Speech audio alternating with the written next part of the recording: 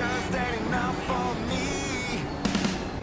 All the stuff that we said has been wasted so many times. My trust I've been tainted, lied up excuses, it's all getting gated. Leaves me with a bad taste in my mouth. What are you waiting for? Get up and get it done. What are you waiting for? The journey's just begun. What are you waiting for? Get up and get it done.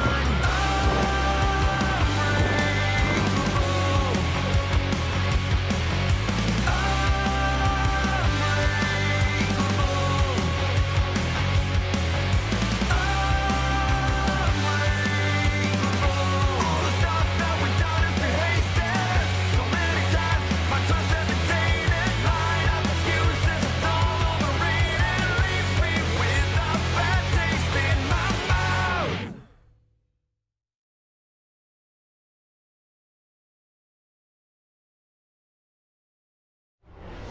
Backfire Simsport presents BSTV TCR Season 24.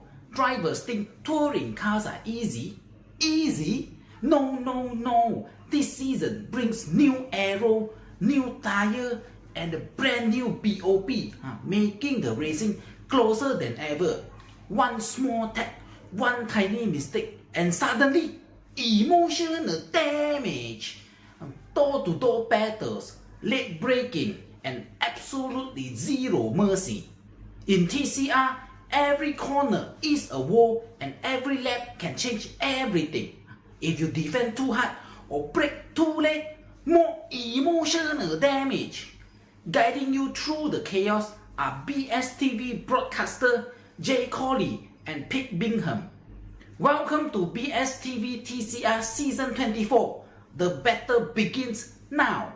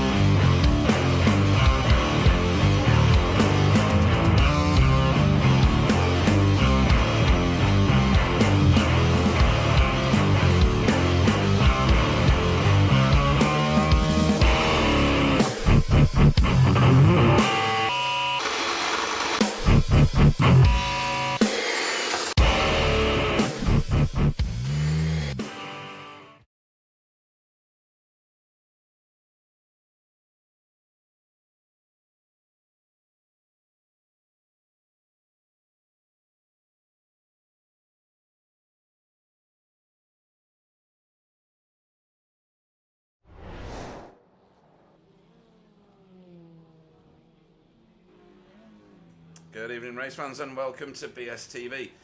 You've joined us for season 24. Hopefully that's what you joined us for, otherwise this is going to be weird. It's week 3, round 6. One race tonight, one endurance race tonight around Interlagos, the GP circuit, or as you know it, Autodromo Jose Carlos Pace. I'm Pete Bingham, I'm completely clueless, and I'm with sometimes present Jay Corley. Good evening. Hello, Pete. It's good to be not sometimes present tonight. How are you?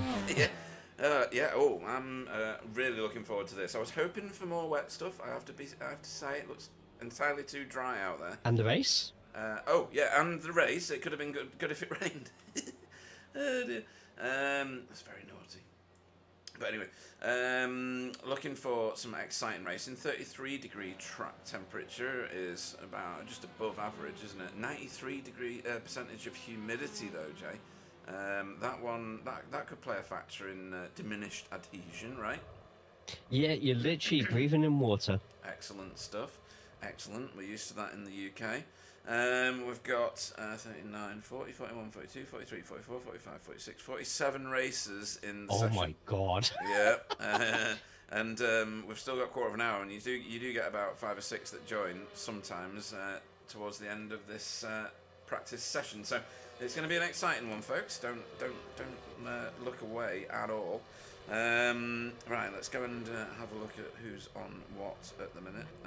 There's been a few car changes like there was last week, which I'll catch up with in a moment. Michael Hall is one of them, that's why he's in the council colours. There's going to be a few though, isn't there? David Johansson was another. Lots defecting to the Honda, Jay. Seems to be the weapon of choice. Everyone loves a bit of VTEC power, don't they? Oh, absolutely. Yeah. I mean, I had one once for a short amount of time. It was good fun to drive.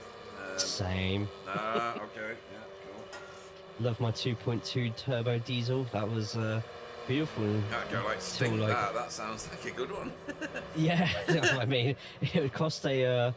no, don't say that word. It would cost quite a bit to run now. Yes, absolutely. Yeah, my current car does. Anyway, so yeah, SRG both in the Honda now. Chesney has also dropped into the Honda camp. Seems to be doing all right there, chasing someone around the track. And a lot less people in the Audi, Jay. A lot less people. Surprising, actually. I find that pretty surprising too, because you see it on all the officials fixed. It's quite a beast in with the fixer, but in the open, like there's plenty of people extracting a lot of pace from it, but it just seems on certain tracks or people just want to go back to something a little bit more familiar. And Honda, although it's not very great in fixed racing at all at the moment this season, iRacing, please fix that. In the open, it becomes an absolute saber-toothed tiger. Right, okay. Wonder why it's... I mean, the car that has been absolutely dropped like a hot plop. I could have said something else, I didn't. Is the Veloster, and I can't even find someone in a Veloster at the minute. Oh, I know who will be. Silas will be, because the VTS boys love their Velosters. But this one's died a death. Ooh, there's a puddle there. Look at that. Wow.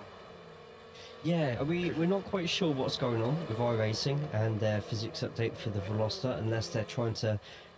Maybe... I'm just thinking maybe they're going to phase it out and replace it with a Cupra. iRacing, give us more TCR, please. You know, it's a massive shame, because I think most of the grid was on either the Honda or the Veloster last season. Yeah. But it struggles in the fixed, it's struggling in the open. It's fun if you're in the middle and lower splits, but if you're doing top split racing, you won't see anybody in a Veloster apart from maybe me, and that's because people in my chat voted on it. Yeah, What a right, okay. bunch of absolute... Evening to Mr. Mercelina. He says, "What's up, bruvs? Good evening. As you come and race." Evening to Sir Alan. Evening to Cuddles Sim Racing. And who have we got? Who else we got? Amarok. I should know who Amarok is. Is that Tim? Renee. Oh, it's Renee. Right. Yeah. Cool. Collector 1993 as well. That's Chesney, isn't it? Okay. So plenty of people on the chat. In fact, there's quite a few people on the chat. A few thumbs up. Give us some more. Let's go and look at the standings, shall we? Because that's getting get important soon. Don't forget, we're only 3 weeks in for its 12-week season. Andrea Stefanina is currently top of the pile in both columns. Don't look too much to the right-hand column. We only do that after week 6, where drop weeks kick in. But yeah, he's not leading by much, though. Only 8 points at the moment from Pete Newman. And then there's a bit of a drop down to Stephen Hurd there, 50 points. And then Stephen Walker's still in with a shout, but he is in the Veloster Pig at the minute. So he's got some work to do to tame that. Wobbly's not with us, because unless you've been shot through both temples recently, he has made sure that everybody knows he's moving house, as if he's the only... Oh, look at me! I can afford a house! Yeah, I'm the first person ever to move house. But we're not children at all in here. We're very mature adults, and if it was anybody but Wobbly, they'd probably get a bit of respect and a bit of sympathy, because moving house is horrid. But it's Wobbly, so we're just going to absolutely mince him. Here's a photo of all my boxes, just to make sure that you know I'm moving. Oh dear, so funny. So funny. He's probably going to pop in now and say something horrendous and shut the broadcast down or something, but never mind. So again. So Pro is pretty competitive at the moment, Jay. There's not really an opinion you can have right now, is there? Because there's too much racing to do. Yeah, no, exactly that. There's like you say, a strong start from Andrea and Pete, but there's also a lot of pros in there who have actually missed a race already this season. Once those drop weeks come in, this has the potential to be one of the closest pro seasons yet. Oh yeah, absolutely. Let's have a look at Pro-Am, because Jura has staged an attempted getaway here, but Carl Hardy's keeping him honest, and if you look in the right-hand column, we know we shouldn't, but it's too tempting. Then Carl Hardy is actually the leader with drop scores at the moment, so that one's got some work to shake itself loose. Tom Griffiths in 3rd place there, only 4 points behind Carl. Thomas Asboth, who was very strong that last season in Pro-Am, not far behind as well. Same for Tom Woodcock. So again, lots of drama still to come from this Pro-Am series, I am convinced. This is usually your favourite one, isn't it, Jay? Because it's usually one of the most competitive of the 3. Yeah, it's full of people who punch above their weight in a lot of these races, then complain that they're not fast enough for pro. Tony Walker. But no, it's always pretty close, because they're always fighting for those top 15 positions on our normal sprint features. We get a lot of accidents along the way with these lot, but yeah, it's already quite close. It's only going to get closer. One race can pretty much flip the whole table on its head. Yeah, absolutely. Let's have a quick look at AM class. Left-handed scissor girl at the top by some substantial amount. Last week he got huge amounts of points, was buried deep into the Pro-Am field, along with Thomas Coombe, but has come out with hardly any incident points as well, and I think that's possibly one of the defining factors there, Jay. Keeping it clean means you just keep all your points, don't you? You don't give any away, you know? Yeah, keep it clean and you'll forever be lean. I wish that person in the toilets at the nightclub never ever told me. I still don't know to this day what he meant by it. But it looked like Fraser was going to be running away with it, but Thomas is ready to match him, as well as what's the word when no favoritism or anything like that. But I feel like there's a couple of JC Academy Silver members who could be ready to chase him down, with some very promising times already on the board, but we'll get to that once we finish the points, because the practice session is looking quite tasty at the moment. Okay, let's have a quick look at that in a second. Team standings, very early days. Really, it's result versus BSTV, but without Wobbly, that leaves really only Sam Blees to get points, because Stephen Walker's driving the Veloster Housebreak. SRG threatening in the background. JC Academy Gold showing their face for the first time, Jay. That's a strong showing there. That's nice. Yeah, that's good. Driver of the meeting, I'm sure I'm missing a vote here somewhere because... No, I'm not, because it was Sam last week, wasn't it? So Sometimes present. sometimes present. Fraser, Thomas, and Ura all on 1 point, so lots to go for there. And Sir Alan's Safe Driver Award, one of the most coveted trophies in the whole of iRacing. Fraser Garrity has broken his duck now. I said duck. And he's got some incident points on the board. Jaden Scotton also has, but he's missed one race week, I think. That's why his laps are down. Either that or he had a horrendous race and crashed straight away. I can't remember. So yeah, at the moment, left-handed scissor girl top of the pile with just 3 incident points, giving him a stupidly low incidents per turn number. Let's go and have a look at some cars, and you can talk me through what you've observed of this practice session. What are we looking at here? Well, the top 8, all pros. Thomas Griffiths, he's top of the Pro-Am pile. Tom Woodcock not behind. The battle of the Thomases and the Tamases. Top 3 in Pro-Am, all called Thomas or Tamas.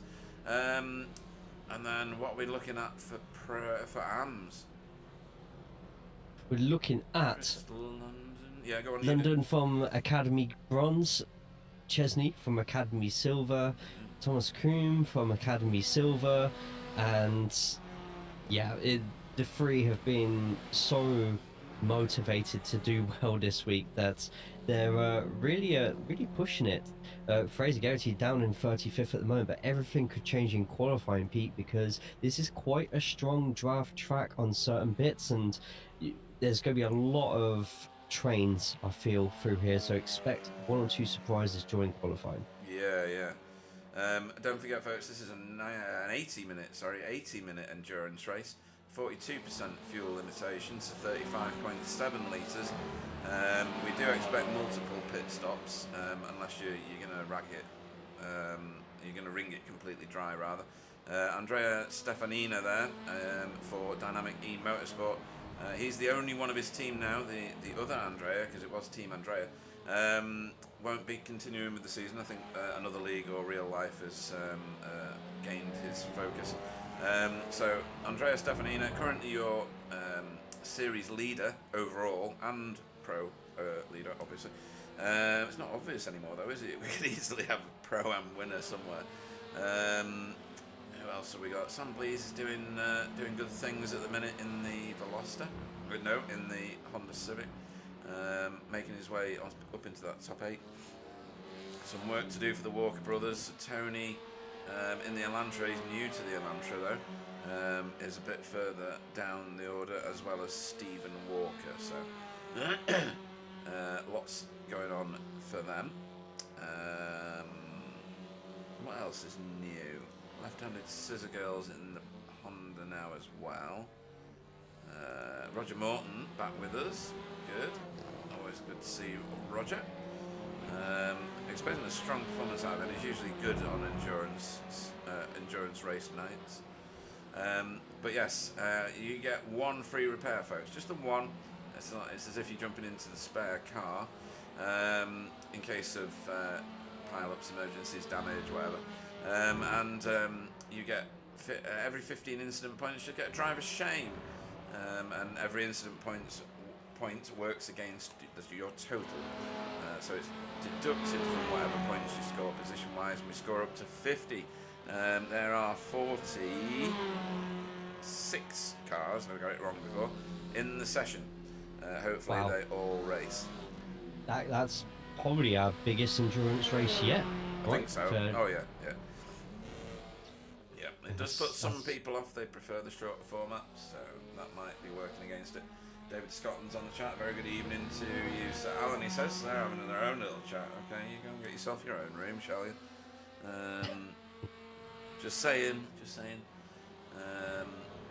So yeah, a few changes to car, definitely. It's going to be a different proposition. Is there still no rain forecast at all? I will have another look, but I would be very shocked if there was. There's none. So it's going to be unlike last time we had a bit of a longer race in Brazil, it's completely bone dry. Yeah. And I'm sure this was, so last time we had, this was Jaden's first overall win, I think. Oh, it was. in a race, I think was on this one. Chesney got up into the top 10 as well.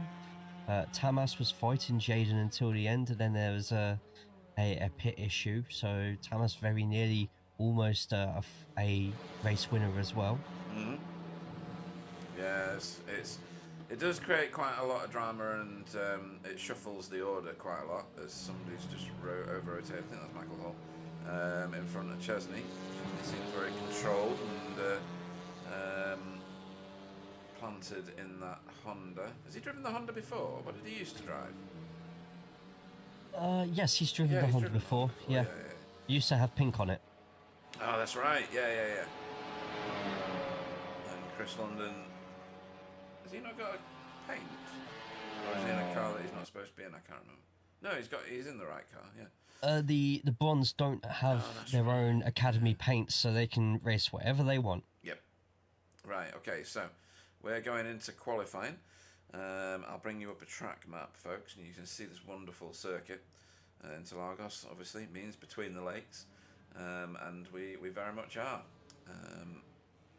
Let's see. Usually Renee is the first car out of the pits, and he is the first car out of the pits. I don't know how he manages it. He's got like some sort of hack button where he can get out faster than everybody else.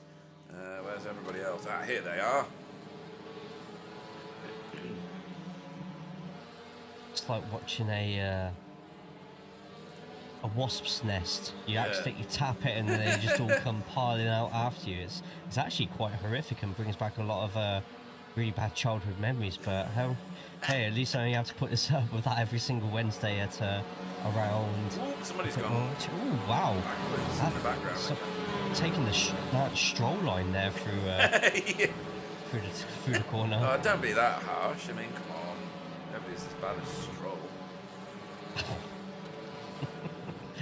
Right. Shall we do a lap? Your track introduction on Renee's let's go car. for it. Because then you got a nice clean track ahead of you, hopefully. Where's the cockpit cam? Why can't I find that? No, that's Chopper. Oh no, where's cockpit? It's not towards the top. It used to be. I can't find it anymore. Oh, it's right at the bottom. Wow. Here we Probably go. new cameras. Yeah. And so Right. over to you. Yep, let's go for it. One of my favourite Grand Prix circuits on the calendar, Interlagos. Short, punchy, and just chaotic enough to ruin a perfectly good lap with one bad decision. Let's get into it. Turn 1, brake just before the 50 board. Stay tight on the apex. Don't get greedy. Keep left on exit so you can properly turn up number 2. This is the centre S, not the hope and guess S. Turn 3, curve of the soul is flat in the dry. Open the steering, use all the curb and carry that speed onto the back straight. Smooth and clean, beats looking like a hero for about half a second. Now turns 4 and 5, Descida del Lago. Brake before the service road just after the marshal's hut. Let the car glide through the apex. Don't bully the curbs too hard and feather the throttle to open up turn number 5. Once it's stable, get the power down and head uphill. Into turn at number 6, Ferradura. Use the marshal's hut again. Light lift, light brake, coast into the chamber, then bring it back for turn at number 7. Be tight on the throttle here. The hill helps, but only if you don't panic. Let it run wide above the exit curbs. Turn 8, brake when the Sao Paulo sign disappears, and as soon as you've turned the right, you then have to suddenly go on to the left. Follow the curb round and get yourselves drifting over to the left hand side for Bico da Pato. Give yourself space on entry, brake at the end of the service road and sweep it in. Tap the apex, keep it middle of the track, and then turn 11, Mergulo. Just a small lift mid-corner is enough, any more and you're going in away 3 lap time. During Carroll, the corner decides everything. Track limits are tight, so be careful setting up on the right. Brake halfway down that brown curve, cut the apex and squeeze the throttle in slowly. Turn 13 onto the straight, it's a drag race. Stay tight through turns 14 and 15. Use as little road as possible. Yes, you can cut across the pit entry. It's legal, it's fast, and all the cool kids are doing it. And that's Interlagos. Fast, flying, and still absolutely top tier. 1 lap feels great, 2 laps feel better, and by lap 3 you'll be doing a salsa during every braking point you've ever used. Classic. Brilliant. Absolutely fantastic. Anyway, I'll sit back in my chair now. I'll put my maracas away. So, ooh, painful. So Renee got two fastest sectors for a minute there, and then Samples took the first one right off him. No, he didn't. So who's got the fastest first sector at the minute? Nobody according to this. Oh, because Probably somebody has already gone through. Yeah. That's Tom a lap. Griffiths. Yeah, Tom Griffith. He's got an almighty tow from the car in front of him there, I think. Yep, Samples now with the fastest sector 1, with Oh, yeah. Tamas so far with the fastest sector 2, but Jaden Scotton takes an early pole position of 1 minute 40.058. There are some mad people, Pete, in the open qualifying who have managed to somehow break it into the 38. What? There's some incredibly quick people at Interlagos this week, but I fully expect, especially with people getting loads of slipstream here, someone to, I reckon the lowest will be a 139.3 or Okay. something along those lines. Just depends how much this traffic sorts itself out. Yeah, I mean, with the high humidity and the puddles that are still on the track, that's going to impede their progress, isn't it? That's going to shave some tenths off, I would think. I think so, yes, to a point. I think a lot of them are hidden away enough that it shouldn't make too much of a difference. If you can tuck yourself behind somebody else who's quite quick in front of you, especially up this hill and to the finish line, that's got to be an extra 3-4 tenths by itself. Yeah, absolutely. Kasper Smirnoff about to record what I think will be his first full running lap, as there's all sorts of stuff being kicked up by the cars in the foreground. I'm hoping he's going to move. Oh, wow. Good grief, that is a good lap. Yeah, and that's already 1 minute 39.4, so that means Kasper is just over 139.5. So you know what? I think we could see 138 this session. Wow, okay. That's very impressive then. Given what you said before, left-handed scissor girl sandwiched in between two pro cars at the minute. This is not your Renault Twingo now, Kasper. You're gonna have to deal with this Audi instead. That's an probably off-track. Yeah. Yeah. Both said it at the same time. David Johansson's putting up purple sectors, but he's That's not an got- off-track. Oh, is it? That might be an off-track. That the entry to Junghao in 12 is so strict. I'll be very surprised if Johansson's about to put in a time here. It's a shame we can't be inside that car right now, because I bet we'll be hearing a lot of cursing. Yeah, for the benefit of the stream, we're good without it, thanks. Oh, Stephen Hurd with a 139. Johansson's lap did go through. He did. must have just been on the cusp. A 139.2, and we're only 7 minutes into qualifying. Still half a session to go. Yeah, I mean, SRG have now got the front row provisionally. That's got to be a massive benefit in any race to be up there and doing that.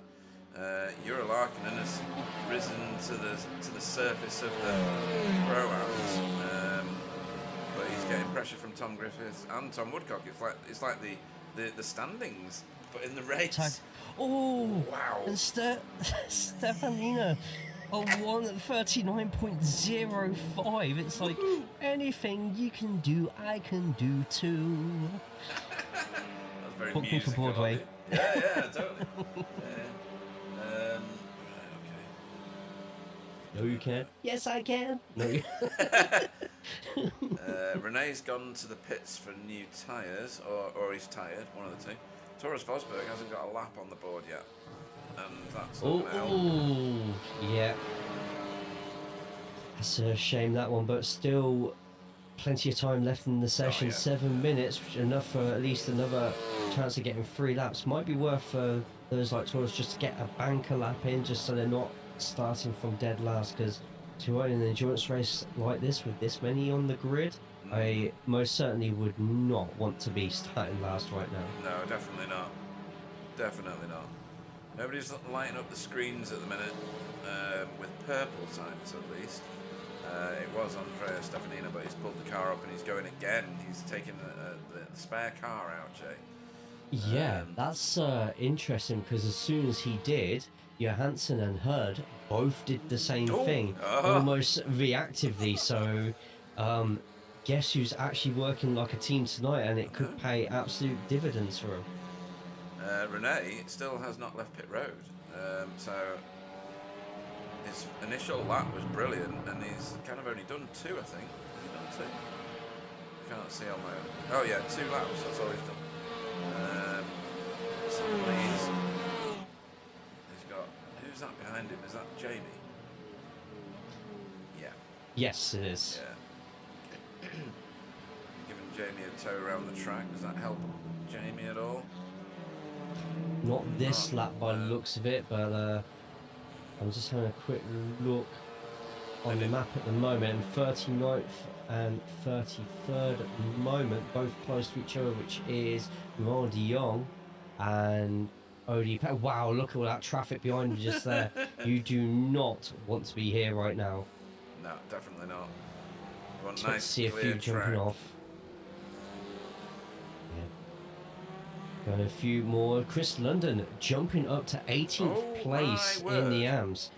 Big jump from the Academy Bronze driver. That's a mic drop situation. Look how many positions between him and left-handed Scissor Girl. 11 places. Good grief. Yep, and at the moment there is less than 2 seconds between the first 35 drivers. Dan Mills has just got himself into the top 8. Obviously no wobbly, so... Yeah, but still expect Mills to do pretty well today. Yeah. I'm sure he'll show his colours before the end of the race. Some people are just... I know Dan's good at qualifying, but some people aren't. They're better in race conditions. Jaden's got a little bit of work to do now after being fast at the very beginning of this session. He's in 10th, so he is top 10, but he'll probably be hoping for more. So Thomas has just set the fastest second sector, yeah. down in 19th position at the moment. He's not even got a toe, has he? Oh, yeah. A personal best on sector 3, and it looks like sector 4 could also be a personal best, so there's a very big chance that there could be a big jump up from Tamas Asboff right now, currently 19th with 2 result cars in front. Yeah, I'm excited to see where he's going to get here. I reckon 12th. Yeah, okay. Let's have a look. And Tamas jumps up to 8th. Wow. Okay. Top of the Pro-Am standings there. Brilliant lap. Yeah, someone wake Carl Hardy up because he was the top Pro-Am a minute ago. Stephen Hurd with the fastest 4th sector. Him and Johansson going to be coming round now. Expect to... He's the one in the toe, so... Yep. So it could be a quicker lap here. Stephen going across the line, and we are not going to see an improvement. Close though, but still a couple of attempts into it. He could get another opportunity right here. Car off on the right there, looked like a result one. Who else is still motoring at the moment? Daniel Lewis just jumped right up into 26th. Josh Taylor is currently the second car, or it's just jumped off the screen in AM. So that means that Fraser Garrett has moved down to 3rd in class at the moment. Thomas Coombe is down to 4th in class, so that one's getting interesting because there's cars that aren't normally at the top of the pile moving up in AM class there. Notably Chris London. What are you feeding those people? Is it legal? Well, maybe in some countries. Okay. I have to be very selective about which ones I choose. Luckily, Sao Paulo as a state has all the goods I need, and I do not wish to answer any more questions on the subject. Pete. Okay, Thank you. I shall stay quiet. 2 cars have not put in a quali lap at the moment. Chris Dixon and Thomas Dandridge, they've not even joined the track. So, and David Ayres has been on track but hasn't put a time up yet. He's not on track at the moment. Some will like to start at the back anyway because it keeps them Johansson out of with the a bother. fastest second sector out of Oops, anybody wrong car. yet. There could be... Is he going to move up? No. No, not quite. Andrea Stefanina, right on the cusp of breaking into the 38s, but not quite from that other run he did. maybe feels safe now because, well, don't forget, folks, this is not a heat race. This is a standard race. So qualifying will run beyond the 15 minutes. You will be able to complete your laps. And I think there's a lot of people who don't realise this because they've jumped straight into the pits now as if they don't want to try another lap. Oh, well, that could well be a mistake. I think those that are used to the private leagues will know that they can continue. Is that RDJ that just absolutely leapt up the standings? It was. Very likely, Casper's gone up to 4th place. Ooh. Oh, wow, yeah. 0.2 away, but look at the toe that he had in front of him. This is Stefan Yeah. Klauka, currently in 23rd themselves. Lots of pushing at the minute from different drivers. Some of them will be in the pits now thinking, well, why hasn't it tripped over? You know? Oh, no, not yet anyway. They've got 15 seconds at the moment. Tony Walker, new to the Elantra, so he's got some learning to do in that car, so we'll be forgiving of him. Renee is now back on track, so he's going to try and light something up. A lot of personal bests in this lap that he's doing right now. Yep. Sector 1 and 2. He's coming into the end of Sector 3 now. See if that ticks into green as well. It would be very unusual for him not to be in the top 10. Yes, I completely agree. And a lot of people finishing all their laps now, so we've got a handful of cars left on the track. I think Rene's possibly going to be the last one to get a lap time in. Okay. There's still 8th place, 4th place, but 4th place has gotten off track, so 8th place at the moment is Pete Newman, who has set a personal best on Sector 4. Yeah, About to go over the line now. Got Michael Hall behind as well. Yeah, And tell you what, Michael Hall is going to be getting potentially an improved time as well. And Pete Newman up to 5th. Hall stays in 8th. I think I just saw as well De Jong going up to 21st. Earhart about to go across the line. Personal best in sectors 1 and 2. Can he make an improvement here? Takes the shortest line and goes up 2 positions. That's 2 less people to try and pass when the race comes along. Absolutely, absolutely.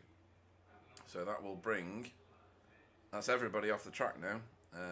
So I think it's going to run till about 17 minutes.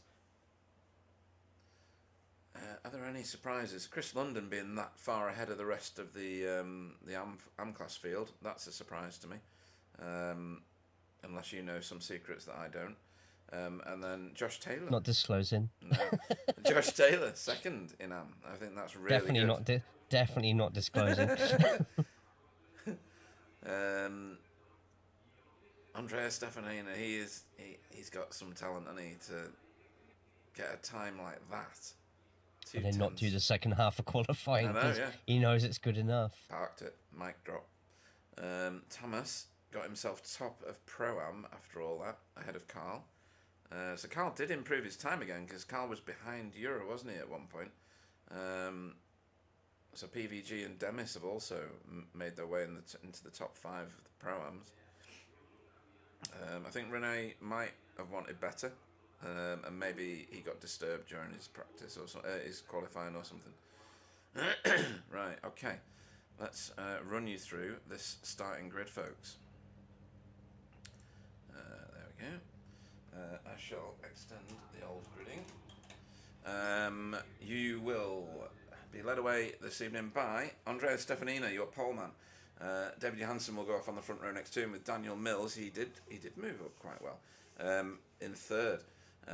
Casper will go off 4th. Pete Newman off 5th. 6th will be Stephen Hurd. Sam Blees will go off 7th. Michael Hall will go off 8th. Thomas Asboth will go off 9th with Carl Hardy 10th. Jaden Scott in 11th. And PVG, that's a really good qualifying, will go off in 12th place. 13th will be Demis Digchalar. 14th will be Jura. Tom Griffiths 15th. Jamie Wilson 16th. Dietmar Hoos 17th. Rene, his teammate, cutting corner all in one row there, will go off 18th. Stephen Walker off 19th. Tom Woodcock 20th. RDJ will go off 21st. Chris London off 22nd. 23rd will be Roger Morton. Kev Aylett will be 24th. 25th will be Stefan Klauke. 26th will be Timo Gartner. 27th will be Tony Walker. Daniel Lewis will go off 28th. Chris Needham off 29th. 30th will be Jamie Ayres. Josh Taylor will go off 31st. 32nd will be left-handed Scissor Girl. Jeff Saunders will be 33rd. 34th will be Paul Hurley. Deck Crowther off 35th. Thomas Coombe off 36th. 37th will be Stefan. 38th will be Ethan Oliver. Chesney will go off 39th. 40th will be Silas. Kylie will go off 40th. Ollie Payne off 42nd. Taurus Vosberg off 43rd. 44th will be David Ayres. Chris Dixon will go off 45th. I'm just checking that everybody's joining. And Thomas Dandridge will go off 46th. Hang on, click that button, that'll do. And to get some cameras ready. Oh, will you just quit it, people? Look at the state of this, Jay. Have you ever seen anything so infantile in your life? Only at Christmas, really, to be honest, Pete. Or every Wednesday, BSTV's YouTube channel. The lights are about to come on. 1 light, 2 lights, 3 lights, 4th and 5th Portuguese. And we are ready to go. Very clean start for many of them, and what a start from Stefanina.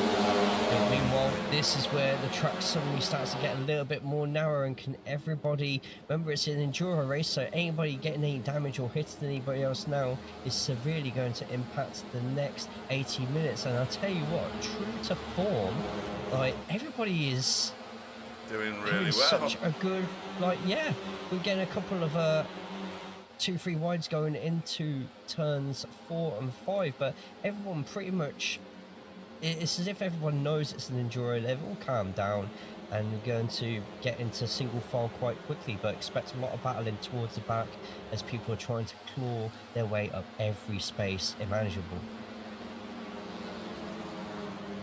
But you're right, the discipline here has been tremendous.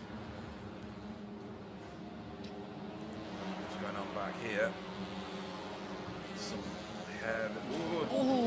nearly some very heavy petting. Yeah.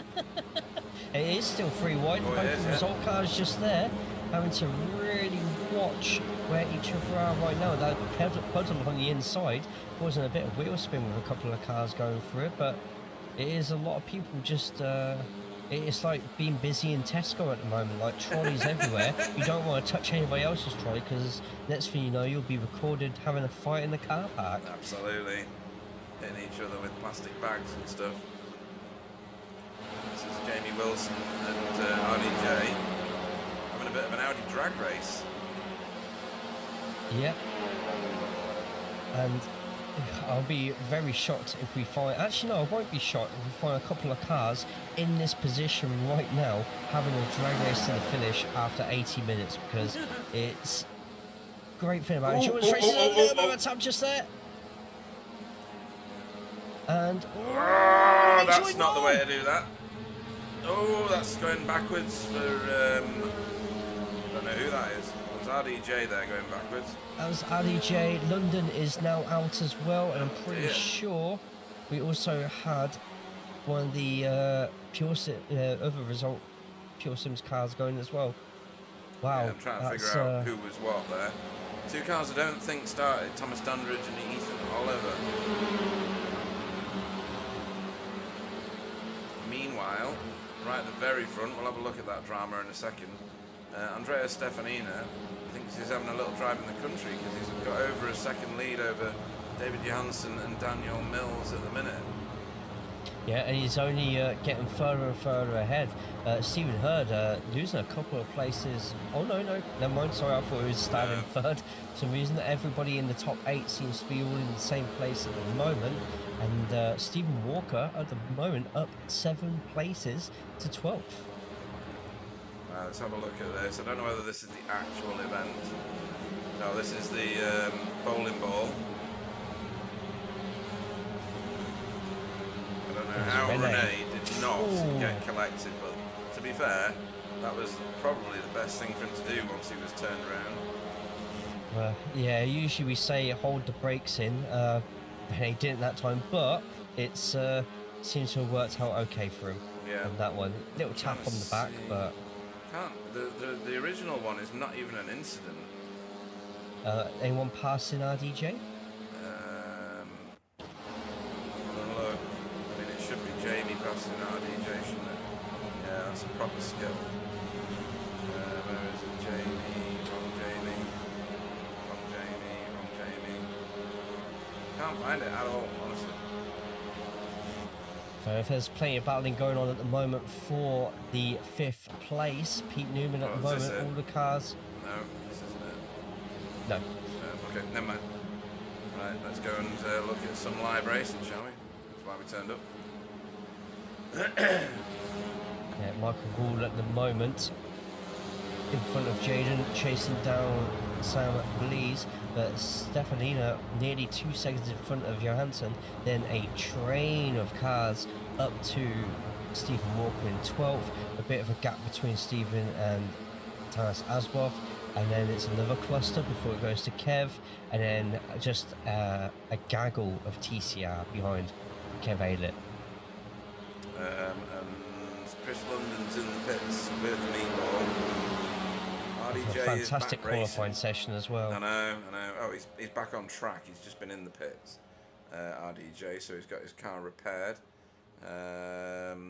Chris Dixon and Dec Crowther have both been to the pits as well, or I think they started in the pits, I should say.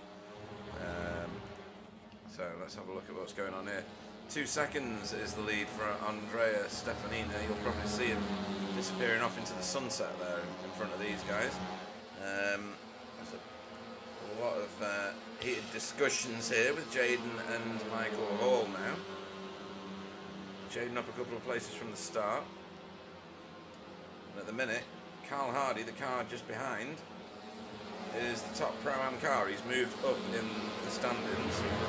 There's Stefan has dropped back in a couple of places. He's going to see why. I think he's been off track.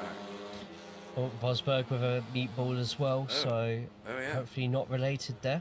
Ethan Oliver is also in with him, and I think that's possibly linked in some way. We'll have a look at that in a moment. We've got other battling going on. Roger Morton around the outside of Fraser Garrity, or is Fraser Garrity the one doing the overtaking? I can't quite figure that out. I think Fraser's On the inside. Yeah.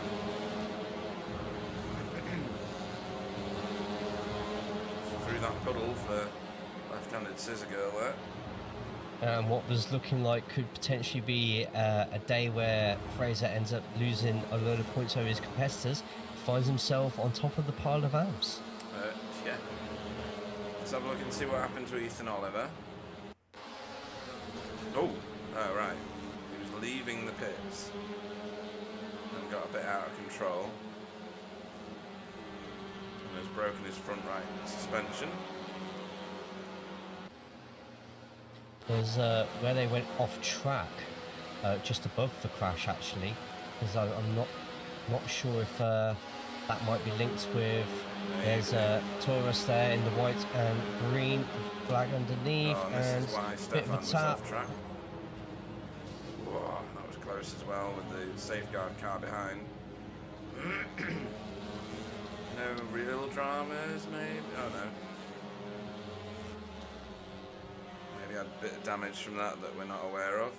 What were you saying? Something about Renee? No. That's I was saying if it was linked with Taurus as well, but I may have accidentally said a different name instead. I definitely did not mean to. Someone says hope his car's okay. Yeah, I think so.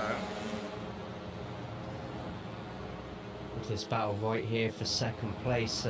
Johansson seemingly dictating the speed of all of these. Nobody daring to make a move because they're just going to use this opportunity to perhaps save a little bit of fuel.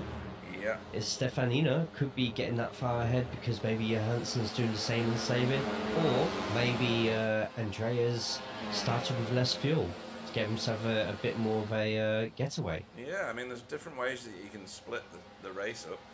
Usually people will fill the tank at the start because it's like free fuel, isn't it? You don't have to wait for it to be filled, it's already there for you. So, but there are other strategies. If you know you're particularly fast, then why would you not do that? You know, get yourself into free air as soon as you can, as soon as you catch the back of the field, pit the car, stay in clean air. Timo Gartner here, closing down. Tony Walker. Chesney Vandenbroek's up 7 places. Kylie Addington is up 7 places. Very well done. And Jura Larkin, I think, has just taken the Pro-Am spot away from Carl Hardy, bringing Stephen Walker with him.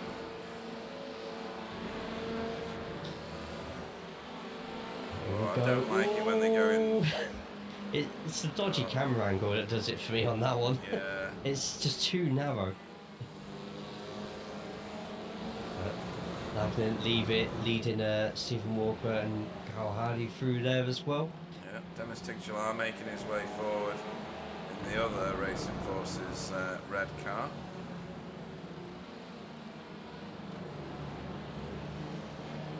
Completely different look to the paint schemes of Hydro Race Racing Forces this season. There's 2 teams. There's the one you've just seen, the red one, and then there's the purple team, which looks quite dramatically different. This is one of them.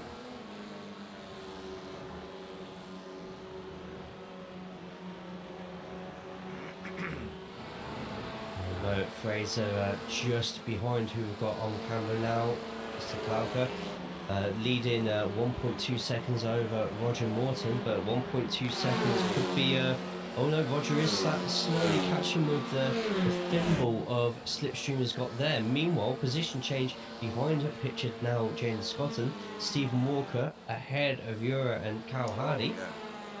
I saw something move and I didn't know who it was, so I just jumped as closest thing I could aim at. Pete Newman getting a bit racy now. Catching up with Casper now. In front of Casper, there's a bit of a gap now, up to Daniel Mills. The 2 ahead have broken away. We know what Casper's like. He kind of builds in these races. Yes, absolutely. He very consistent racer. Yeah. Extremely consistent racer. Oh, Stephen's gone all sketchy again. This happened a couple of races ago, do you remember?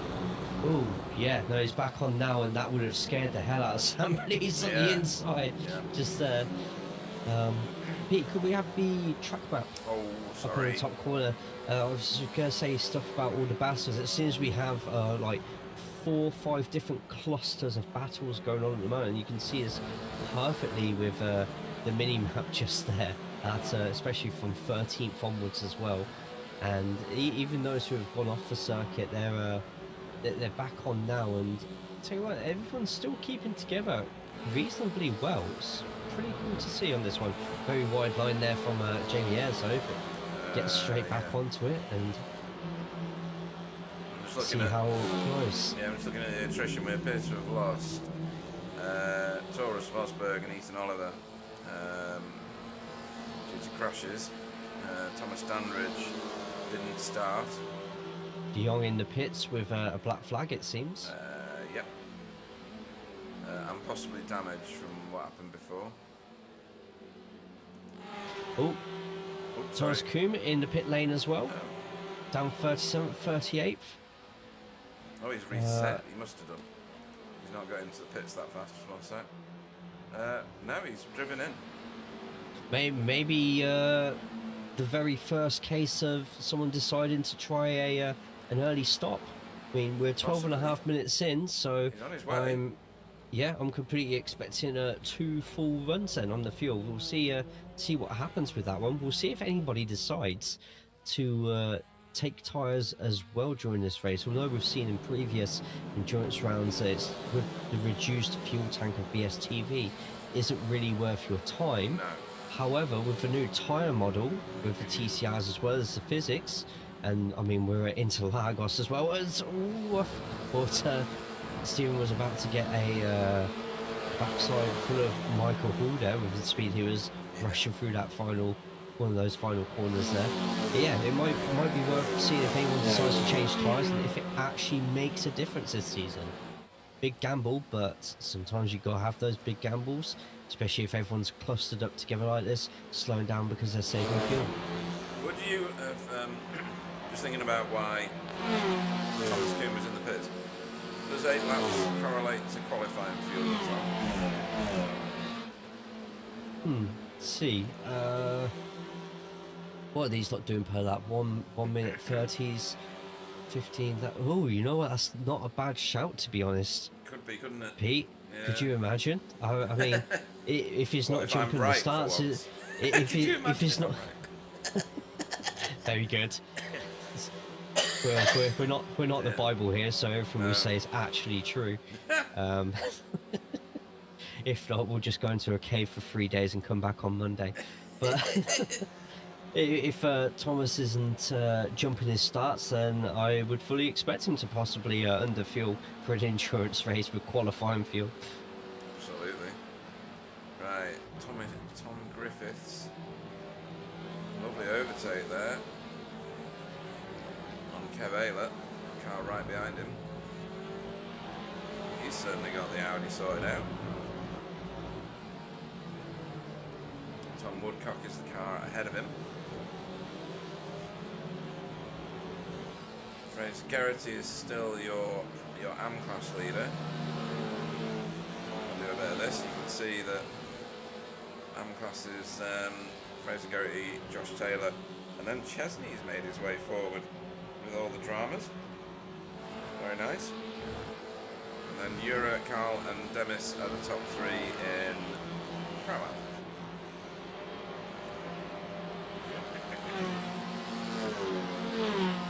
Ronald de Jong is out of the car, sadly. So he will not continue. Right, this group right at the front here, well, Andrea Stefanina has got himself a very, very comfortable 3-second gap now, Jay. That's it's very nice, isn't it? Yeah, this is pretty much at the moment Stefanina's race to lose. I would be very interested to see if they have taken a little less fuel. If they have, then their first pit stop is pretty much it's a difficult one because we haven't seen any of the top lot jump in for an early stop, so we don't quite know exactly with the long pit stop of Interlagos exactly where on the field they're going to end up. No, and this happened while we were looking at the other footage. So this is Dan Mills down the inside at turn 1. David Janssen trying to get back on the gas as quick as he could. Good job done at that point. Nice overtake actually, very nice, clean.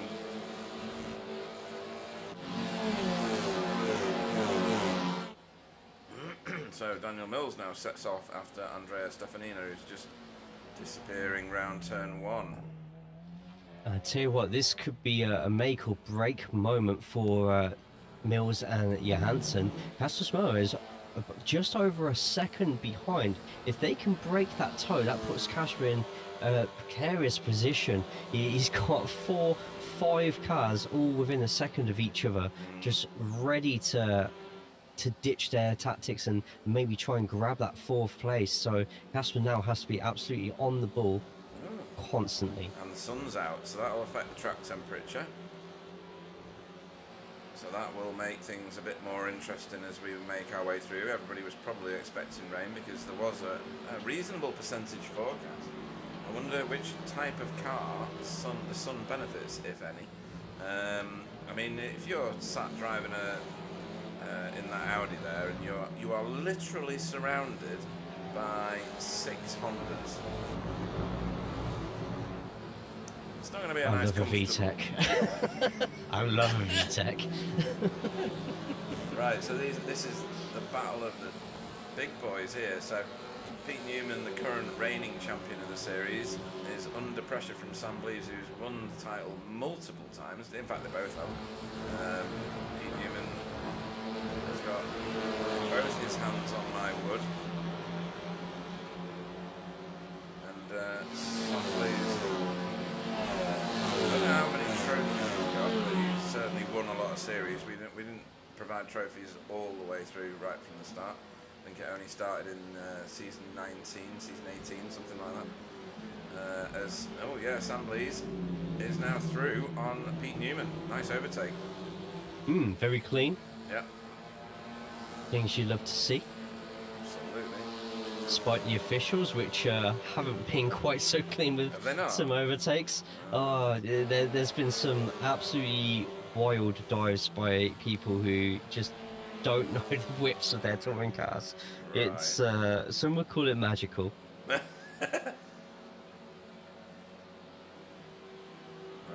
okay. Thomas Asboth in the thick of it again.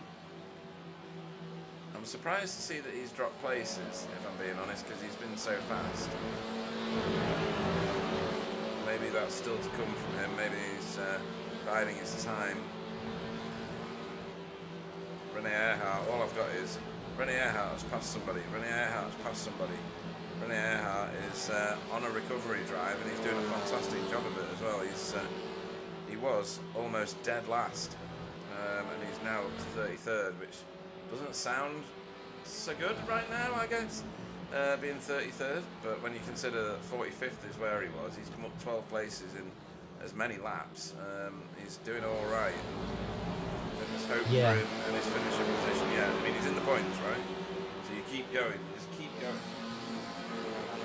Yeah, you must in an endurance race. It's a shame that it's not like last time where we had a bit of rain, because then that does throw up a massive randomizer into the mix, as we saw with the last time we were here in the rain. Jaden getting that feature race win, and just people dropping like flies. I mean, even last season at Monza combined, do you remember how much fun that was at us in the booth, Pete, compared to those who were not in the booth and on the track? Griffiths in the pits as well, so it looks like they're perhaps sick and tired of all the traffic around them. Yeah, maybe. See what happens with him. Renee's gone to the pits as well. Actually a good tactic. That'll put him into clean air, and he can do some hot lapping. Let the rest of the back end of the field go. They'll all pit, and he'll hopefully pass them without having to actually physically pass them on the track. What? They're changing tyres. Oh, they are. They were on the jacks. Yeah, they went up on the jacks, and it does seem they are changing tyres. Though the car Griffiths in front has, Rene is changing tyres as well. I don't know what the difference is between fully filling the car here with the adjusted fuel levels and getting a pair of fronts done. But I tell you what, if they've timed that where it's only a couple of seconds overlap, that could end up making the difference towards the end of the race. It really could. He's going to be super fast after the first lap, isn't he? So if the others are not planning on doing it, we'll have to watch the next wave of cars going into the pits, because clearly there's a window open. Yeah, I do still feel there's going to be plenty of drivers who are going to be running that tank dry. They might as well. They've been saving the fuel. It'd be a bit of a shame if they come in for a really short stop now, because then... Oh, and there we go. And it looks like we're going to be getting an up and under here. Yeah, Stephen Hurd has finally found speed. Yep, and that's a fantastic pass around the champion Pete Newman. Yeah, let's have a look at it. Was it a massive dive, or was it well created? He looks miles back here, that's all. Yeah, but Pete was saving fuel there. He was, yeah. The amount that the car came before, before brake lights even dared to come on there. So maybe Stephen's been behind that for a couple of laps, thought, right, I know where he's lifting the most, let's make the most of it here. And look how fantastic that was. Yeah, and he leapt all over him like a ramping tiger as well. Jaden Scotton is stalking this group now, nearly into the back of Michael Hall.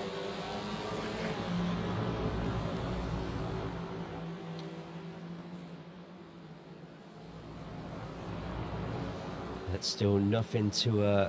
although Stephen's managed to get the pass done on... Well, sorry. Yeah, he got the pass done on Pete Newman. Sorry. The camera changing so much. A little marker is changing drivers. Like, where am I? Who am I? What's going on? But those four at the moment, absolutely inseparable. Even after a pass being made to the lead of that group, it's still a cluster of four extremely quick drivers who are going to be watching in front of them very, very closely, as is here as well for that top 20 position. Tony Walker leading Gardner, Needham and Ayres through Joan Cowell. Drag race to the finish, and I tell you what, there could be a run on Tony Walker here. Yeah, Timo looks quick, doesn't he? Yep, now is he going to let off the throttle, or is a move going to be made? And I thought Tony was about to go into the pits there, but instead it looks like we're going for fuel saving instead. Maybe, yeah. Certainly didn't press that issue. A bit further back, Roger Morton putting a bit of pressure on to Stefan Klauke. And look who's right behind them. Josh Taylor. Yep, Taylor looking to improve on the 3 spaces they've already made. Just having a look at in the AMs in general, Fraser Geraghty is... Fraser getting racy with Neil Lewis, and a little bit of a tap just there, but I feel Mr. Lewis is going to let Fraser have that one there, because this could be a chance for big points for Fraser in the AMS Championship. Stefan Klauke with a bit of a slowdown behind. Just wondering if there he went a little bit fast and off the track between 4 and 5, which can sometimes get you a little bit of a slowdown. Oh, and tell you what, that was as close was going to get. And Tony Walker, yep, losing the place just there to Gartner, and Chris Needham having a look around as well, but Chris needs to decide if he wants to get that move done or not, because if he starts dallying too much on there, I'm sure Jamie Ayres will be happy to take that place off him, look after it for a little bit. Yeah, absolutely. At some point we've missed, or I've missed, excuse me, Sam getting through on Casper. Let's have a look at what he did it, or how he did it. It's going to be a turn 1, is it? No. No, it's into Interlagos, isn't it? It's going to outbrake him into here. Nicely done. Casper did not put up any kind of fight. He must be on a different strategy. But need to go back to live running to see what's going on here.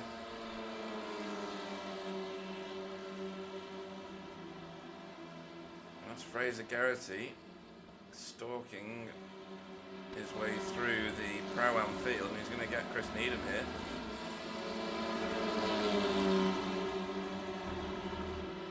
And sets off after Jamie Ayres. There's all sorts going on back here.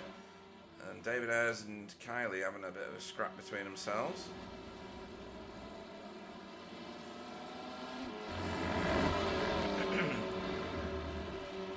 David Ayres getting that done. Up 11 places, David Ayres.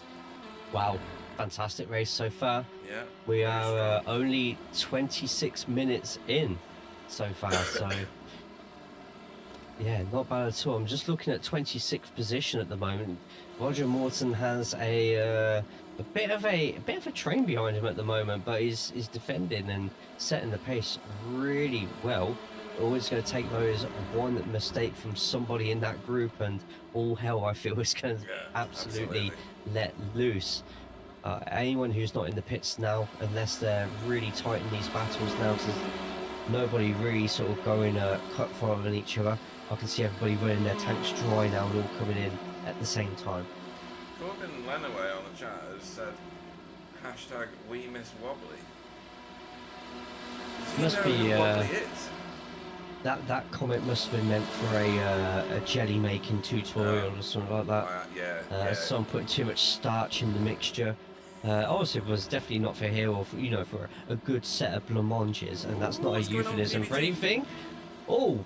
Why is PVG parked over there? And I did see another car quite high between those two corners. Demis. Oh, weird.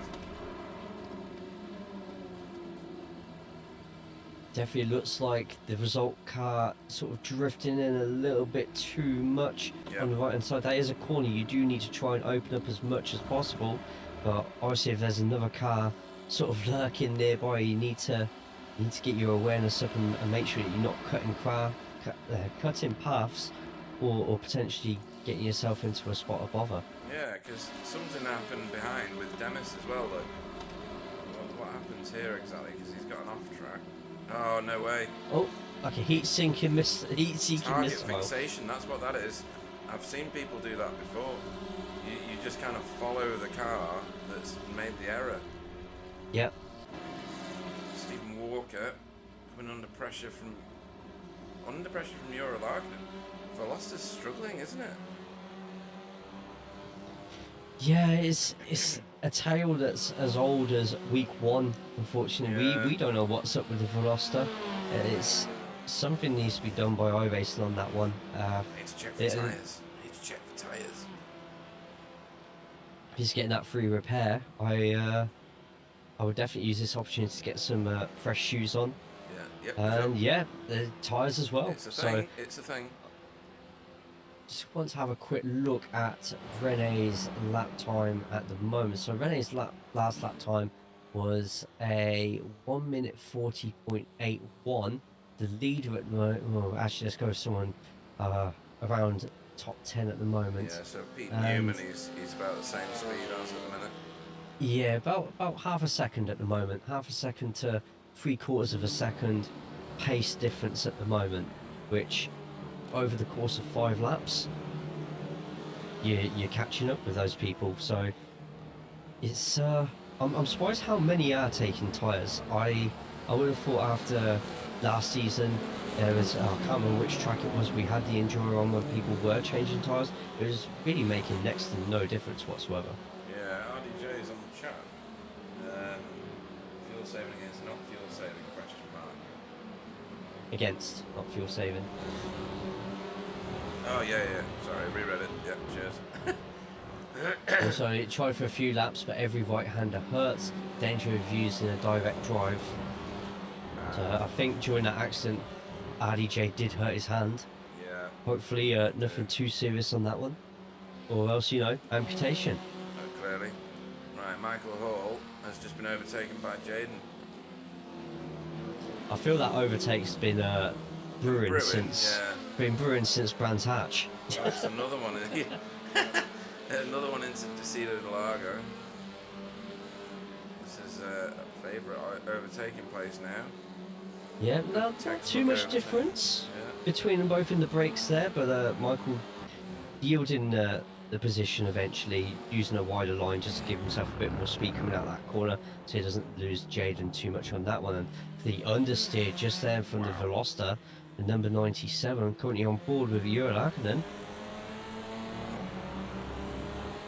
And Stephen, I don't think Stephen's going to be very happy at all with where he is on this field. We know Stephen, the sort who's always fighting for those wins, and I think if he saw himself at the start of the season, where he is now in a double figures position, I'm pretty sure he'd be choosing a different car right now. 100%. Yeah, he's the sort of person that stays in the car no matter how rough it is, if you know what I mean. But yeah, he may be wanting to do something else after this, I would think.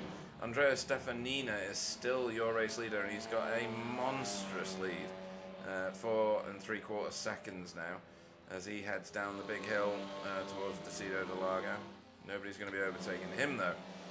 He leads ahead of Daniel Mills and David Johansson. David Johansson has kind of kept with Daniel Mills. I don't know whether he's using him for tow, Jay. Maybe he's using him to save fuel. Should we just do a bit of, commentator cheating and I'd be very surprised if David wasn't saving fuel. He was leading that group for quite a long while. In fact, it's definitely over 10 laps to my memory, so he's already going to be running a bit less fuel than a lot of the cars that are behind him at the moment. But now Mills is in the unenviable position of being at the start of a battle, start of a group, having to dictate that pace or getting past, but at the same time, like you said, being used for tow. And meanwhile, that person using them for tow is also getting opportunities to save that fuel at the same time. So it's a bit of a predicament both drivers find themselves in at the moment. But the most important thing, I suppose, both of them at the end of the day, is they're both in a podium position in a BSTV endurance race. yeah, absolutely right.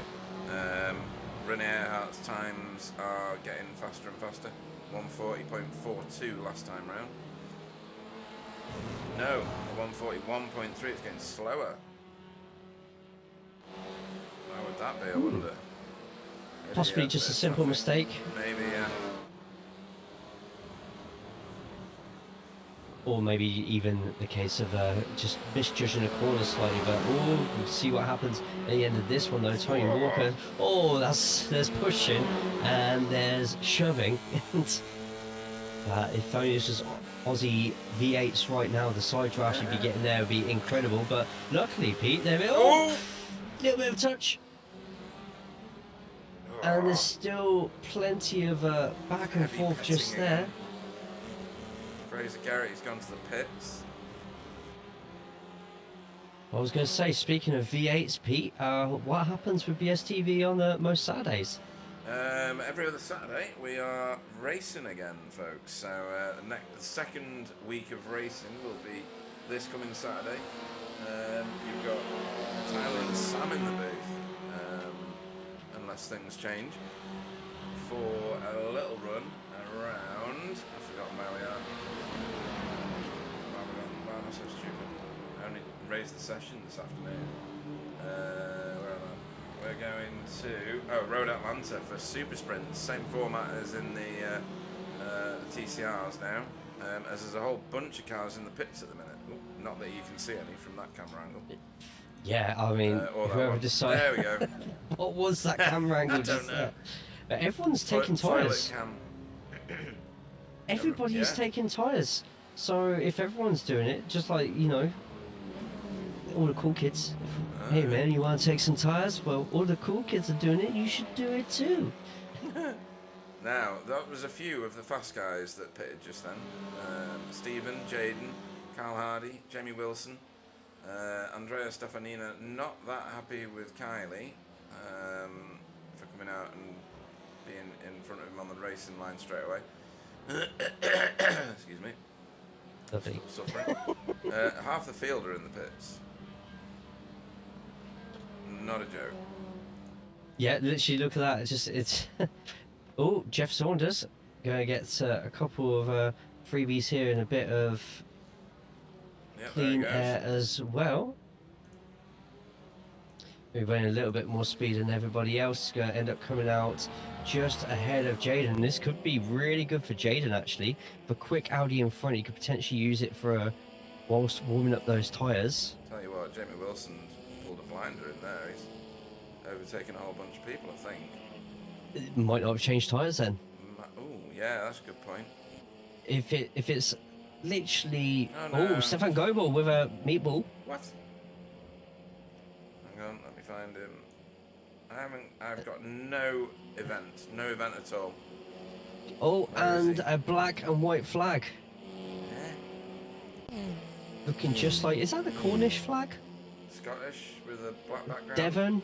Devon, maybe, yeah. Why is it? But oh, maybe pit entry. Might be worth, I would think if there's any sort of but he's out. penalty. As in he's booted. Oh, a full-on disqualification. Yep, don't know why. As the rest of the field enter into the pits. Whoops. Somebody needs to get us a good cameraman. So your race leader is in the pits, as well as, well, everybody from the front, really. Only two cars carried on, that's Casper and Pete Newman, but we knew Pete Newman was fuel saving like a trooper. Andrea Stefanina leaves the pits safely. We can find Okay, out this what is gonna happened be- to Stefan, that'd be interesting. Yeah. I mean, this is going to be a lead lap for Casper Smirno, right? Yep. Lead lap points. I would expect he's got to pit on this one, so wherever his pit box is, might not be over the start-finish line. Oh, for him it should be though, shouldn't it? Yeah, he did start in 4th place, Yeah, yeah. so I would also expect it to be quite that close. Dietmar Hoos has got Kev Aylett for company at the minute, as everybody starts to find new running partners. Now they're Yeah, all Kev back on up track. 7 positions from the start. Absolutely fantastic. Tell you what, both the AMs as well. Fraser Garrity up 12, but look who that is, a couple of positions behind, going through 13 people to get where they are at the moment. Just checking to see if they have pit yet, and they have. Ones we're still waiting for at the moment, as Casper does indeed go into the pits. Pete Newman does not. So 1 extra lap of fuel for Pete Newman. Also waiting on Tamaz Asboff as well as Demis Titular, and looking down the grid, and they're the last one to need to get a pit stop in. Yeah, Casper's visiting pit road now. Just, oh, Tanos is going again.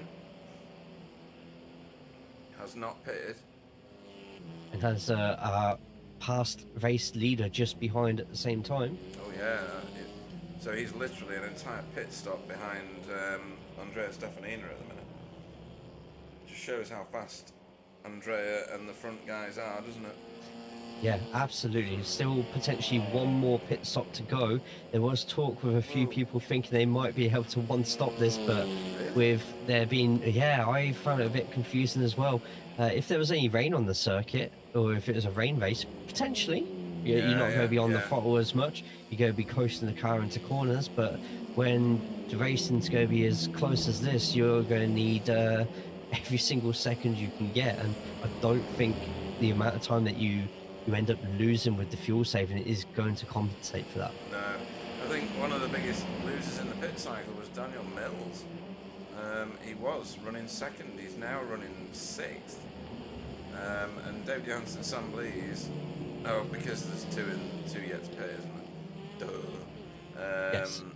So Samblees has leapt him in the pit cycle, so I don't know whether Sam's under fuel. Six seconds difference. So I'm wondering, Tyres. could that be tyres? Yeah, Or maybe. is it the case that Sam's under fueled for this one, so that the next stop might be a bit longer and Daniel Mills' last stop? Oh, Jason Haddington with a crash. Oh, right.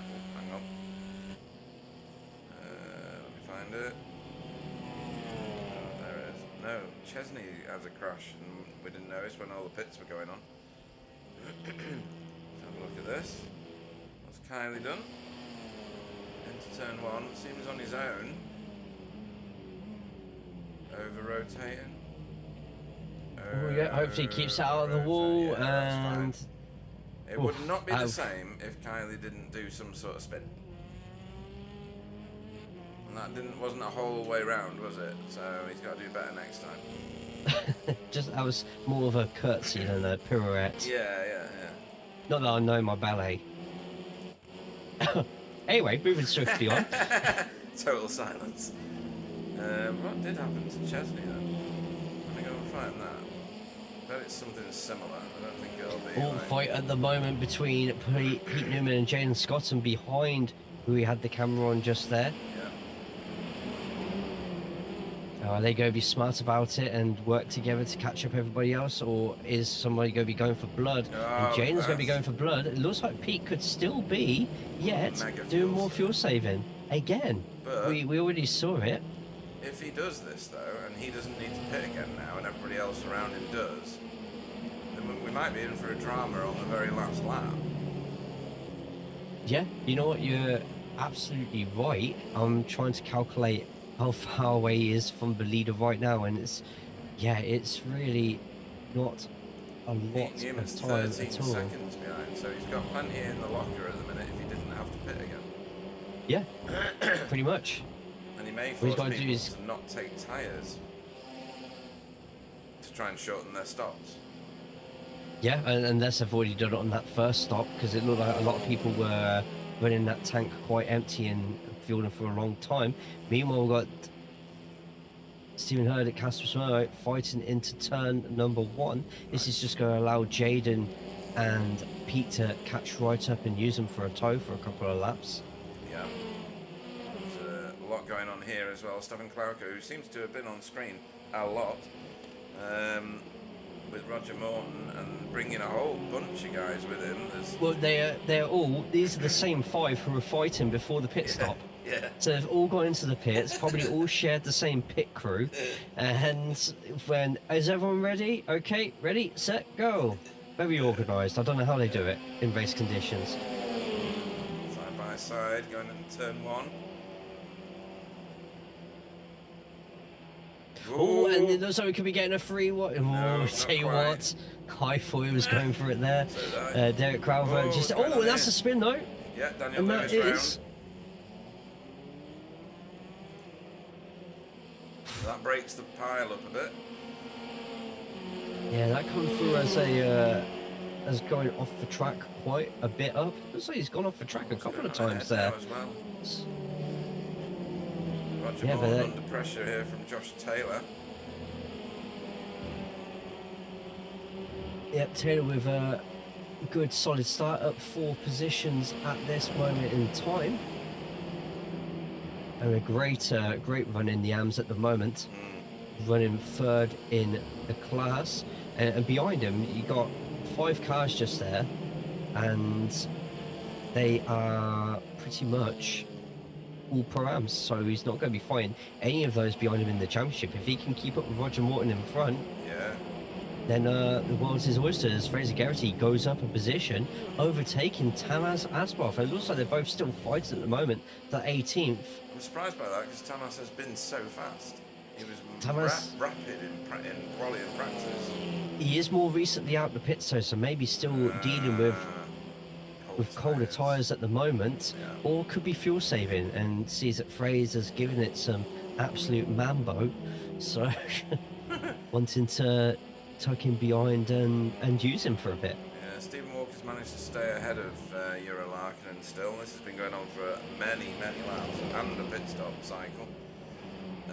Rene Earhart, wow, he's up to 22nd and he's about to clip himself. Is that Casper? No, it can't be Casper. He's got an orange banner. I think that's London, I think. Or, yeah, Chris London a couple of laps down, or a lap down, I can't figure it out at the minute. So not for position that one. Chris gets out of the way to let the blue flag take effect. Good lad. Yeah, it can be a difficult track at times to decide when you're going to let someone through. Did well there though, yeah. Yeah, and sometimes in endurance races you don't quite expect 5 people still to be battling after 45 seconds, minutes. So finding a place to slow down without hindering yourself too much. Oh, hang on. Where's the engine? Is he? So it looks like we now have. So new to TCR this season is the Toyota Prius. Yeah. I mean, that is some extreme fuel saving just there. Yeah. And this also means that Jane Scotland's actually got ahead. It's like, if you're in a car and you can't actually hear the engine, are you actually in a car? Or in a milk float. Chris And London's gone to the pits. I hope he's not retiring the car. But Oh my god, that early, Pete? I know, that's crazy.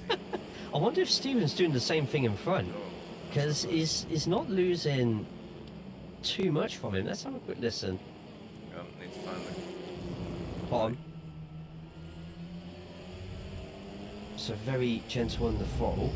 And then not nearly as obvious.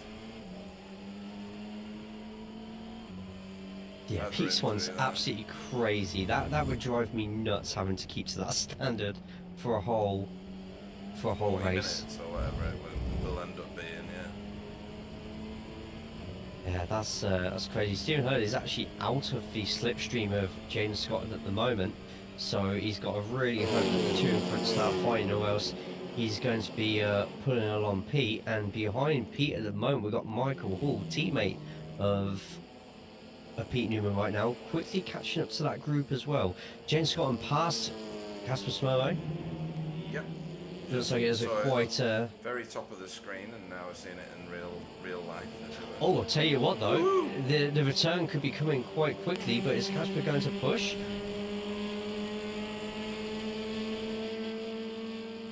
There you go, lets off the gas a little bit earlier, as if I just called it gas, oh my god. Lets off the throttle a little, I'm so disgusted with myself. Oh, take away my license. Oh dear, that's funny. That is Jesus Christ. But letting Jaden go through, and tell you what, yeah, it looks like it could be. I mean, wait, so Thomas did pit quite early. He did, yeah. He was a very He's been in early the wars, adopter. So, yeah. So maybe this could be the case of this is going to be Thomas Coombs' last pit stop, and if he can get out quite quick What's now, going on here? oh, What's going on? No, no, no, no, no. oh, it's getting close, and this is a cluster right here. I don't know about you, Pete, but I feel this one might end up I might be praying finishing in in a minute. tears. But no, they've sorted themselves Kind of out. have, yeah. A bit wide there from Paul Hurley. Just had a Nearly in look the lane. where. Oh, we'll watch this battle first now. I'll share my findings with you. And, ooh! Roger Moore thought he was going to T-bone Timo Gardner. Great fighting from all involved, to be honest. That Yeah. was What's going on here? absolutely brilliant to watch. And yeah, it looks like a swap of position here between the teammates. Yeah. Pete Newman's not bothered about being in front. He can use a toe. So Thomas Kuhn, who went in for the early pit stop, actually is now in clean air. Oh, right. As in full 4 seconds in front. He's got two who is fighting for in the championship behind him at the moment, but I'm having a quick look. Chris Dixon has pit twice at the moment, but apart from that, he's Chris Dixon started from the pits. So Oh, did he? registered Ah, as a right. pit stop. Thank you for bringing that to my attention. Then Yeah. he's ahead by those who are behind him by a whole pit stop. Yeah. There's Jeff Saunders and also Taylor as well, both jumping into the pits. JC Academy Gold and JC Academy Bronze going in at the same time. And neither of them taking tyres. No, another car didn't before. It was PVG. He didn't bother to take tyres on his second stop, so it might be that the tyres can make it to the Literally end.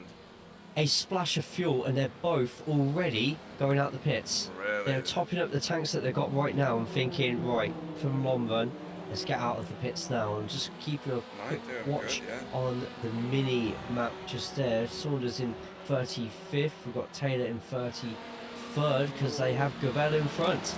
Do it. Oh dear. No, that's okay. Nice and well spaced at least. With Paul Hurley and Roger Morton there. They're getting closed down quickly though by Dennis Tigelaar and Daniel Lewis. So this is going to come back to another ridiculous 5-car war shortly, I think. Fantastic. Yeah. Things you love to see. And Michael Hall's just overtaken Stephen Hurd, I think. Right there.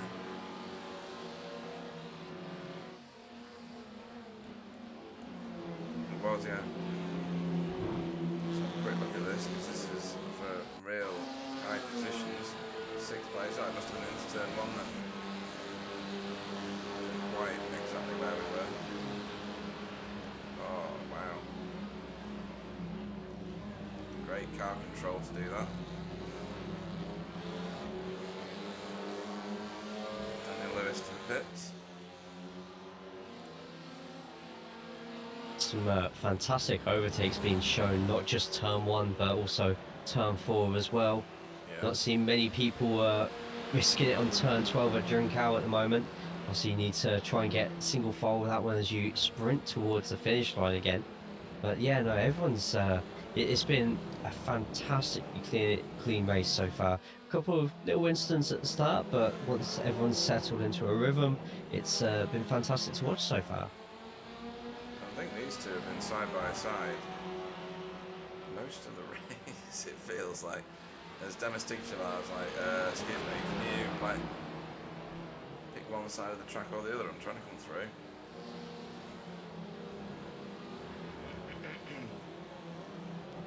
Side by side again. It's And not the again. best, yeah, not the best part of the track to be going side by side either. It's gonna be Losing so slow, much yeah. time. But I bet it's good fun. Oh yeah, That's what absolutely. we're here for. Ooh. Imagine if it was in the rain as Daniel Mills looking up the inside of Johansson and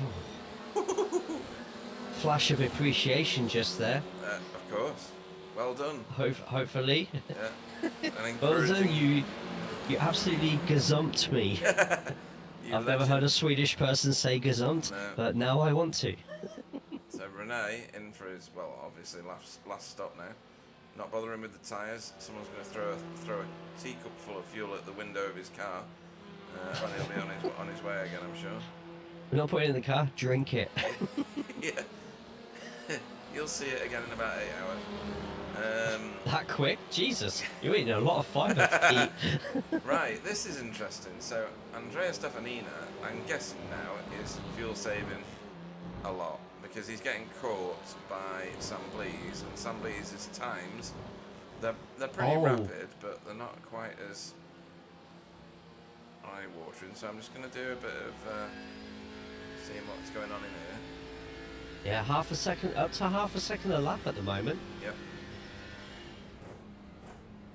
Very minimal, if any Yeah, it's at not much, all. is So I do wonder if Stefanina slightly under fuel to try and get a bit of an edge, and well, Sam can race as much as he wants now. He's not fighting with everybody else. Yeah, goes full beans at that Have a area. look at their pit stops actually, and they were both in the pits for about a second difference. That's not much. They've been in the pits for possibly the same amount of fuel. Right. Bizarre. We'll find out at the end of the race. Dimar Hoos has gone to the pits for his final stop. I'm so used to seeing him in an Elantra, it feels weird to see him in a Honda. Oh, no, we don't want to Oh. Okay. Oh, it was such a good run as well. I hope So that's a really good pit stop, and then, excuse me, just got a beep, beep, beep, beep, beep, beep. Damn it. that 3-4 seconds could be the difference. Well, if you're fighting against these lot, it could be up to like 7-8 positions. Yeah, 'cause And then they're if you end all up, here. yeah, and if you end up coming out into traffic, then instead of clean air, it's absolutely. Oh, I was about to say this fight for the lead right now. We might get a new race leader, Sam Blees, powering his way through. If I'm being honest, I don't understand this. Oh, Stefanina taking the high banking to get a nice run out of there. Yeah. Blees gets in front. Is Stefanina going to attempt a move on the inside? No. So looks like we're going to be getting this this battle of wits between these two now. Sam Blees is now. If I was Sam right now, I would be racing out of my skin to try and get that gap on Stefanina. Yeah, break the toe. If you don't get it after 2 laps, then settle into a very slow fuel save. They have 3.5 seconds between themselves and Daniel Mills. If they can sort of keep that gap to over 2 seconds, then they might play ball with each other and work together on the final pit stop, in which case then after that will be cutthroat. They will. I'm excited to see how the end of this race goes now, because I think it's a 3-car race now between Blees, Stefanina and Mills. Yeah, it'll be interesting to see if Dan can cut that gap right down. I mean, he's going so fast. I can't believe he won't do. This is where all the craziness is. As Tom Griffiths is in for his final stop. He's gone already, actually.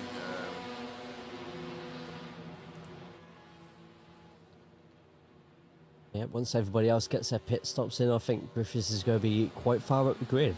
Good race from them so far. Yeah, very, very tiny. He's going to come out in this rabble, though. This is not going to have worked out well for him, because he's going to be scrapping with Paul Hurley and Demis Tigchalar, who've been side by side for about 3,000 corners tonight. Yeah, and Dietmar at the front of this group has already pit twice. Oh yeah, so he's away, right? Okay.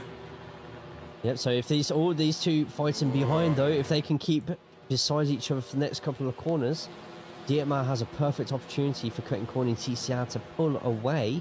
Yeah. Michael Hall and Castle Smurro trading positions up in 6th place at the moment, but this has wasted a lot of time for Griffiths behind, and Griffiths with a really nice exit out of that corner. It could be a little bit of a late gasp, Not a gonna late do it dive here. though. This is just too much of a deadly corner.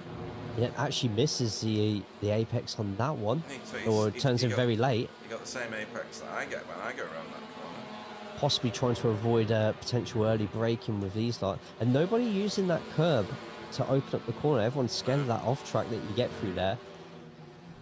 Chris Needham and Talas going in side by side into turn 1. They get it sorted out. Thomas desperate to get through on him.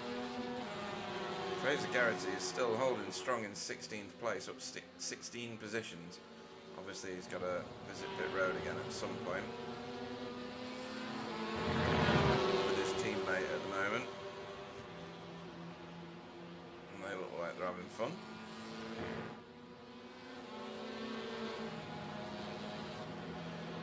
He's now, what's that? 15 places ahead of David Ayres, who is second in class at the minute. Yep, a few position changes behind them though. Daniel Lewis and Stefan Klauke, as well as Taylor and Coombe as well. Stefan could get a good run here if he can hold that white line. He didn't hold the white line though, so he's going to not carry as much momentum. Could still be an opportunity here to... Oh no, he's definitely slowing down a little bit earlier. So it could be a little bit of fuel saving from Klauke. Yeah. I think there's going to be a few that are on vapors at the end of this one, Jade, don't you think? Yeah, it'll be interesting to see if anybody, how many cars, if any. I mean, they could all have their heads screwed on for when the final pit stop's going to be. It's going to be interesting to see if a one stop is achievable, and if it is, how that's going to affect the lap counter for anybody else who's not expecting an extra lap. The only car I think who's got a chance of pulling off a one stop here is who we are on board with right now, Pete Newman. Yeah. But even then, it is quite a big ask at a circuit like this. I just want to listen to his car again, see if he's putting the... No, it's fine. Yeah, it's still clutch in for the lads.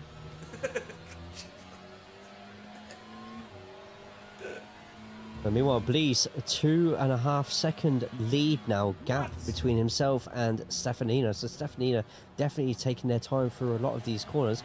Or is it a case of Blees took less fuel and changed tyres, and Stefanina had a longer pit stop because they were putting more fuel in?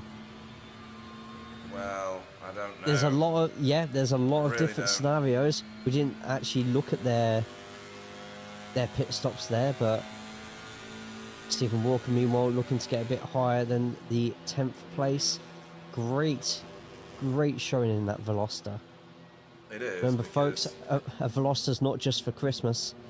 I think it is for some of these drivers. They're like, can't wait to get rid of it before Pentecost. No tyres for Euro Larkinen in that stop. Right, so Andrea Stefanina has now been caught by a second car. So is Andrea trying to get to the flag without having to drop into the pits again? Is that what's going on here? Potentially. What lap was it that they jumped into the pits? 22. It was... All of them. Yeah, lap 22. I'm looking for Pete Newman. He didn't get in until lap 24. We're currently on lap 37. If Pete's saving as much as he did, that's going to put him up to 48, which means 9 laps left. 9 laps with about that much per lap. You know what? It's going to be so close. I don't think Pete's going to do it, but if Pete somehow manages this and gets a podium, which is going to be very likely, in all honesty, if he does manage to get the one stopper, then that's a hell of an effort there, and that will automatically get my driver of the day for that one. And now that I've said... shouting for all the result cars. Your leader at the minute is Top Pro-Am. He's in a bit of fresh air, chasing Stephen Hurd. Yeah, great race from Carl so far. With the... Who's on top of the Pro-Ams at the moment? It's Euro, isn't it, at the moment? So Yes. Euro's only a couple of places behind, but with the points for Enduros, will be a welcome boost for Carl to get that championship kick-starting into action. Yeah, Jaden's getting a bit of bother now from Michael Hall. Michael looks super racy now. He's turned up the wick. Yeah, he's been doing a completely different tactic to his teammate Pete. Has been carving through that field. And now he finds himself with an opportunity now to chase down those that are going in front. Chris Oh. Needham's black flagged on his way into the pits. So he's been caught either speeding or dangerous pit lane entry. Oh, there's still a puddle on the inside of that corner, by the way. I don't know if you saw the spray just there. Oh, Oh, and the send on the inside, but I tell you what, Jaden doing really well there to keep that car going, and Michael just backing out just in time. So it's going to be a lunge into the final corner. Nope, not quite. Oh, there's a gap there somehow. No, there's not. Oh, And Jaden having to literally squeeze the car in, and now it's a battle of attrition. Yeah, he's backed them both up into the two cars behind now, Casper and Pete Newman. Pete Newman won't want any of this. No, well, I mean, Pete might. It means he can get off the throttle even earlier. Well, In fact, he very probably true. did it at the top of the hill. Why is he Oh, no, wait, overtaking Pete's going to make a move. Yeah, he said, Maybe I can't Pete. afford to be Oh, stopped. and Jaden completely misses the breaking point in that corner there. Michael goes through, and with What is going on here? the momentum here, Jaden's in big trouble now. About to lose 2 places if he Not sure doesn't. that blood pressure can cope with this. No, I think Pete's going to slot back into that place and carry on with the fuel saving. Yeah. And hope that Jaden feels like he wants to race enough that he can keep up with Michael. This could actually be even better for Pete if the 2 cars in front of him, now they've swapped positions, faster as a unit.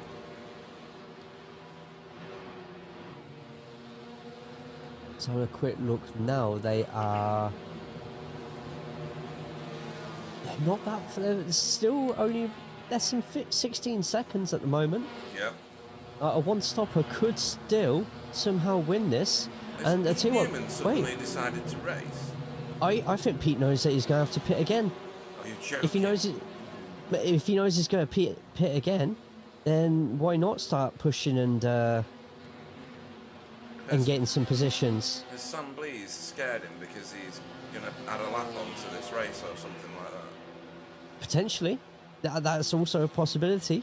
There's a lot of people right now who are hoping. Oh, look at the traffic in front of Sam here. I know. This is a nightmare right now. Like, It's this This- lot, isn't it? Oh, and with do you these wasps. honestly see any of these lot Oh, who's that? moving out of the way? vanishing? That's London. Right. Do you see any of these lot really moving out the way for Sam when they're all in such a deep battle in respective divisions? Definitely not.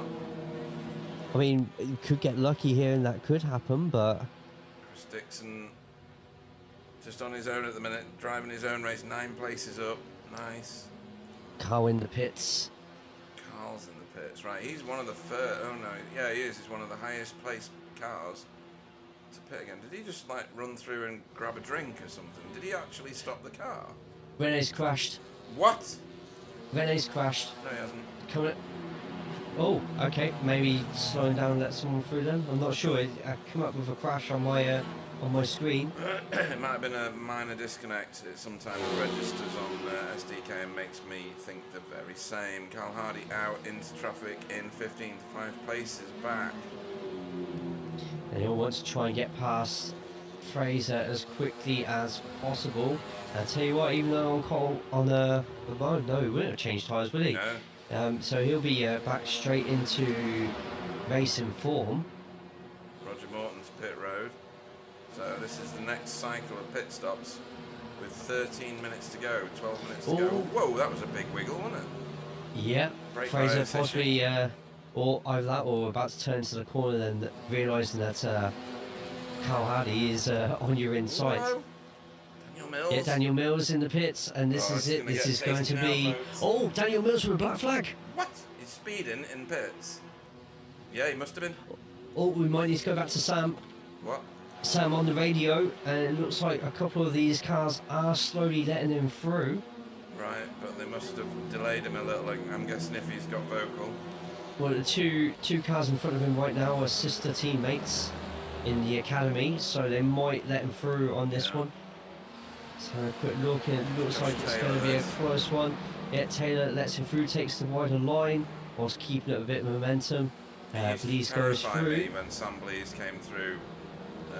Oh, and Blease kind of putting his nose in there, and Yeah. to be honest, Honestly, even though it's against my own team members just there, I don't blame him. He'll want to get every single second he can now on all these ahead. Daniel Mills is rolling, and has he still got his black flag? No, he's got rid No, of it. it disappears. James Scott and Pete Newman at the moment, both fighting out. Pete's going to have a quicker outside line, which puts him on the inside of the following corner, and Jaden might have to just yield on this one. Yeah. Collect his Look at thoughts. that. Casper Smirnoff doesn't need inviting twice, does he? No, they're all top and tailing, Yeah. and see if any of them go into the pits this lap. Paul Hurley to the pits. And Jaden's just lost a lot of speed all of a sudden, but no visible damage on the car. No, he's just Casper, been offline a lot, hasn't he? Because of what's going on around him and the lines he's choosing. Newman's decided I'm racing now, and oh, and Jaden in the pits. I've seen Nearly. cars hit those tyres before when they So think, many times. Yeah, Yeah. and that was very close from the pair of them, to be honest. Jaden's going to need the stop of his life right now. See how he gets on with this one. Trying to make sure he doesn't get black flagged. Everybody else seems to. It's the new in thing. Yeah, there's a lot of He's people away. pushing at the moment. He just got one toke on the cigarette and got told to get going again. Well, that's what they used to do. As Thomas getting past Klauker just there. Good Well, pass. a few going to pits now. A few going to pits. I'm class leader Fraser Garrity in the pits. Yep, less than 10 minutes left on the board. I think with the lethality with which the penalties get given out at this track for the pit lane, I think we need to watch everybody. 'Cause it could just mess the whole lot up. Yep, somebody's with an 8-second lead now on second place. Oh my word. I don't get it. I still don't understand. Somebody's going to say, duh, Pete, it's dead simple. It's because of this. Yeah, it's Sam. Yeah. Just Sam things. Be surprised if Sam doesn't go into the pits this lap because he's No, he's through, he's really. gone. Oh no, he's going. Yeah, no, he's still carrying on. 9 minutes left, and now we're going to have everybody who hasn't pit yet nervously awaiting how many laps have been done here. I think that's Roger. Yeah, I think it is. It's Roger. Don't know why though. Yeah, that is a little bit strange. Just I wonder if he's about to jump Nothing into on the pits, events. Yeah. or No, just letting everybody through. he's about I'm it. guessing then. Yeah, just being a good human. Fair. Stephen Hurd in the pits from 8th position, and same with Jamie Wilson in 9th. Jaden's going to be overtaking those literally this very second. So that's Where did 2 Dan Mills places end up. after all of that? 16th place at the 16. moment. Got a bit of clean air in front of him, Yeah. but He'll pick up a lot of positions because there's 3 cars in the pits at the minute that he's going to pass. yeah, potentially a walk in front as well. Yeah, that's Tony Walker in 2. Woodcock just coming out the pit, so yeah, I think he'll get the pass done here. If not, I believe he's quick enough to get a move done. No, won't even need to sweat about that. Still with plenty of clean air in front. See what the rest of those cars in front get up to. There's this gaggle that we've been watching pretty much the entire race. Yeah, and I think they're all due to They're pit due again in in now, I a think. second. Yeah, imagine they all come in at the same time. Yeah, that'd Do be not silly. go anywhere because this could end very interestingly. They're not going to the pits this lap because they're taking too wide a line through there. Look, and yeah, you're absolutely right. They're all still going. Ooh. Sam Blease to the pits. Yep, and this is going to be an Right. extremely important pit stop now. Tell you who didn't go to the pits. Andrea Stefanina didn't bother. Like Then- 7.72 seconds Sam was in that pit that box it? for, and it hardly worth wasn't it. the quickest. It wasn't the quickest one. What? You and Stephen were nearly a second shorter, which means Oh, hello, look at this. here's Stephen Walker, Sam Blease. He lets Sam through. Time to see if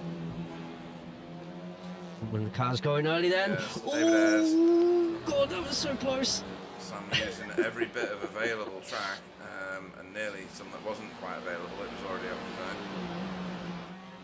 Right, Stephen has caught up with Jaden now. Everybody waiting with bated breath to see if Pete ends up going across the line. If it's going to be one more lap, I think, no matter what, because Sam's going to end up putting it over the timer. I see what you were saying now. Would Pete have had an option to slow it right up and shed a lap, as opposed to have to do an extra lap? Yeah. Pete's fuel saving. He's still fuel saving. Fuel saving. He's been doing the entire bleeding race. Solar powered car time. Here it is, the moment of truth as we go into the final lap of the race. Does Pete have enough to last? And Yeah, he's full beans. here it is. He's not even half gas. He's just tanking it. Yeah, and same with Casper Smurrow as well. So Right. a one stopper, two of them.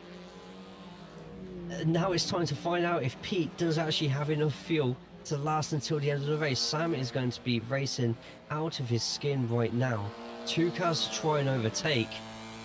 I'm just having a look at the lap times that they did, and I'll tell you what, actually, Pete Gibbons pulled away. yeah, Pete was quicker. Oh, here we go. Very Whoa! late dive just there from Sam, but I tell you what, that was some pass, and the fact he's made that stick as Yeah. well. Casper's going to be like, I wonder if Casper's got an answer, because if he's been fuel saving and he still needs to, he's not going to be able to do much, is he? No, he's not at all, and he's still keeping up with him here. But I wonder if Casper's just playing for safety right now and just thinking, well, endurance race podium Yeah. might have been a bit higher than he was expecting. I tell you what, Sam was very slow through the exit of that corner. But yeah, no, Casper is still fuel saving here. And just, yeah, we might have to keep a watch on Pete here. Because if we hear that engine go... He'd have been off the gas earlier if he was worried. I think it's his race. I think he's done enough. What a drive from Pete Newman. One stop wonder. Only needs to dip it in once, and he gets the win at the endurance Nice round work, at nice Interlagos. work. Brilliant stuff, and Sam gets the move done in the end. Casper as well on the one stopper, and what a Andrea Stefanina. fantastic top three there. Yeah. Nice And race. commiserations to Stefanina for that one. Led for a lot of the race there, so plenty of lead lap points. Oh And my there's- goodness. Jaden did There's it your track just. race for the finish. Oh 0.019. Dear me. Fraser Gary did not get let through by Cavella. I'm surprised by that. Unless it happens now, but Eurolachlin Nice. gets the win for Pro-Ams. Oh yeah, where's that? Oh yeah, he's Oh, he's through. already finished. Oh, I do want to watch to see if Fraser does get let through here. I mean, Kev also probably wants his Pro-Am to fight for here, so doesn't let him through. Chris Dixon over the line. A lap down from these guys, but still a great result.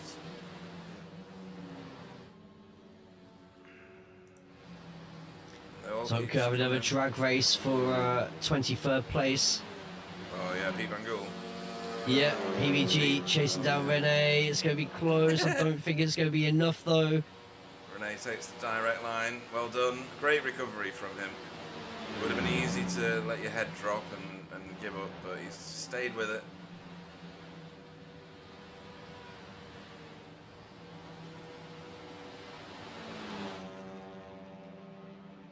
Josh Taylor will bring this Audi home third in class for Am.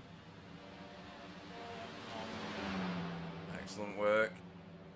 Euro needs to push into the pits by the sounds of it.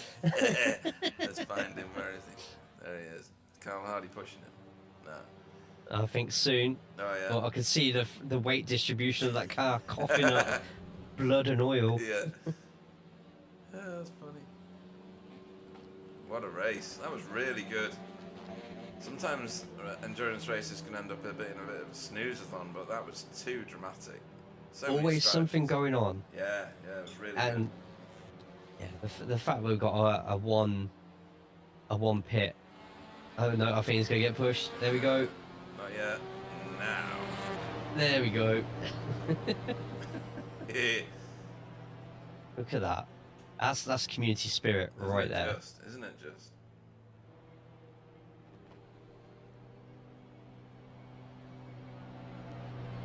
These two fighting for the top pro-am as well.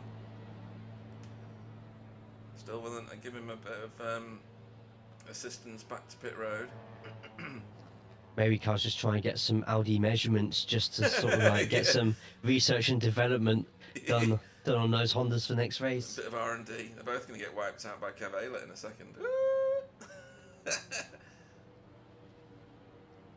be dead funny if there's 4 of them all pushing down pit road.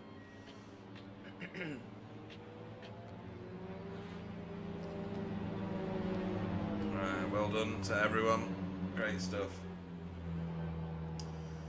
Oh dear, what a great race. Right, let's go through the finishing order.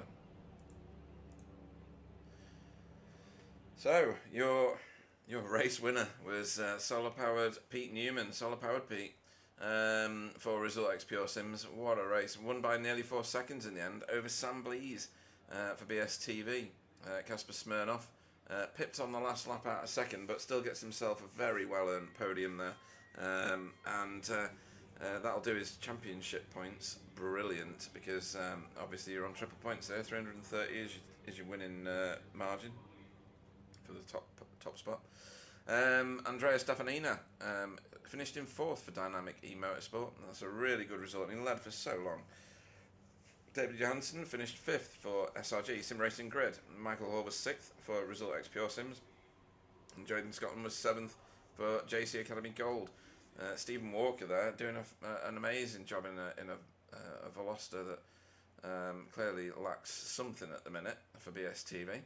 9th and first in class, the winner of Pro-Am, Jura Larkinen, for Hydro Race Racing Forces Red. Carl Hardy finished 2nd in class for Pro-Am, 10th on track for Result X Pure Sims. Stephen Hurd was 11th for Sim Racing Grid. Jamie Wilson was 12th for Team Chimera, and Daniel Mills was 13th for Impact Racing after getting a penalty in pit road. 3rd in class, 14th on track, Tom Woodcock for just an average sim racer. Leads his entire team over the line. Kev Aylett 15th, and 1st in class for AM, Fraser Geraghty finished 16th. Thomas Asboth 17th for Spin and Toe Motorsport. Dietmar Hoos was 18th for Cutting Corny. 19th was, when I can find it, Jamie Ayres for Result Clothing. That's a really good result for him. Tony Walker finished 20th for BSTV. Tom Griffiths was 21st, with Timo Gartner 22nd. Rene Earhart recovered to 23rd, and I think that's a really good performance from the Cutting Corny driver there to show, really good spirit of BSTV and Cutting Corny, obviously, staying in there and enduring it, and still getting a big bag full of points in 23rd. 24th was PVG for Result Clothing. Demis Tuchelao 25th for Hydro Race Racing Forces Red, and Deck Crowther was 26th Blade Designs. Thomas Coombe 2nd in class, 27th on track for JC Academy Silver. You must be very proud of him, Jay. Done very well there, hasn't he? Absolutely, 100%. Stefan Klauke 28th for Hydro Race Racing Forces Purple. Excuse me. 29th Jeff Saunders for JC Academy Gold, and then 3rd in class, but 30th on track, Josh Taylor for JC Academy Bronze. Well done to him. Daniel Lewis 31st for Blade Designs.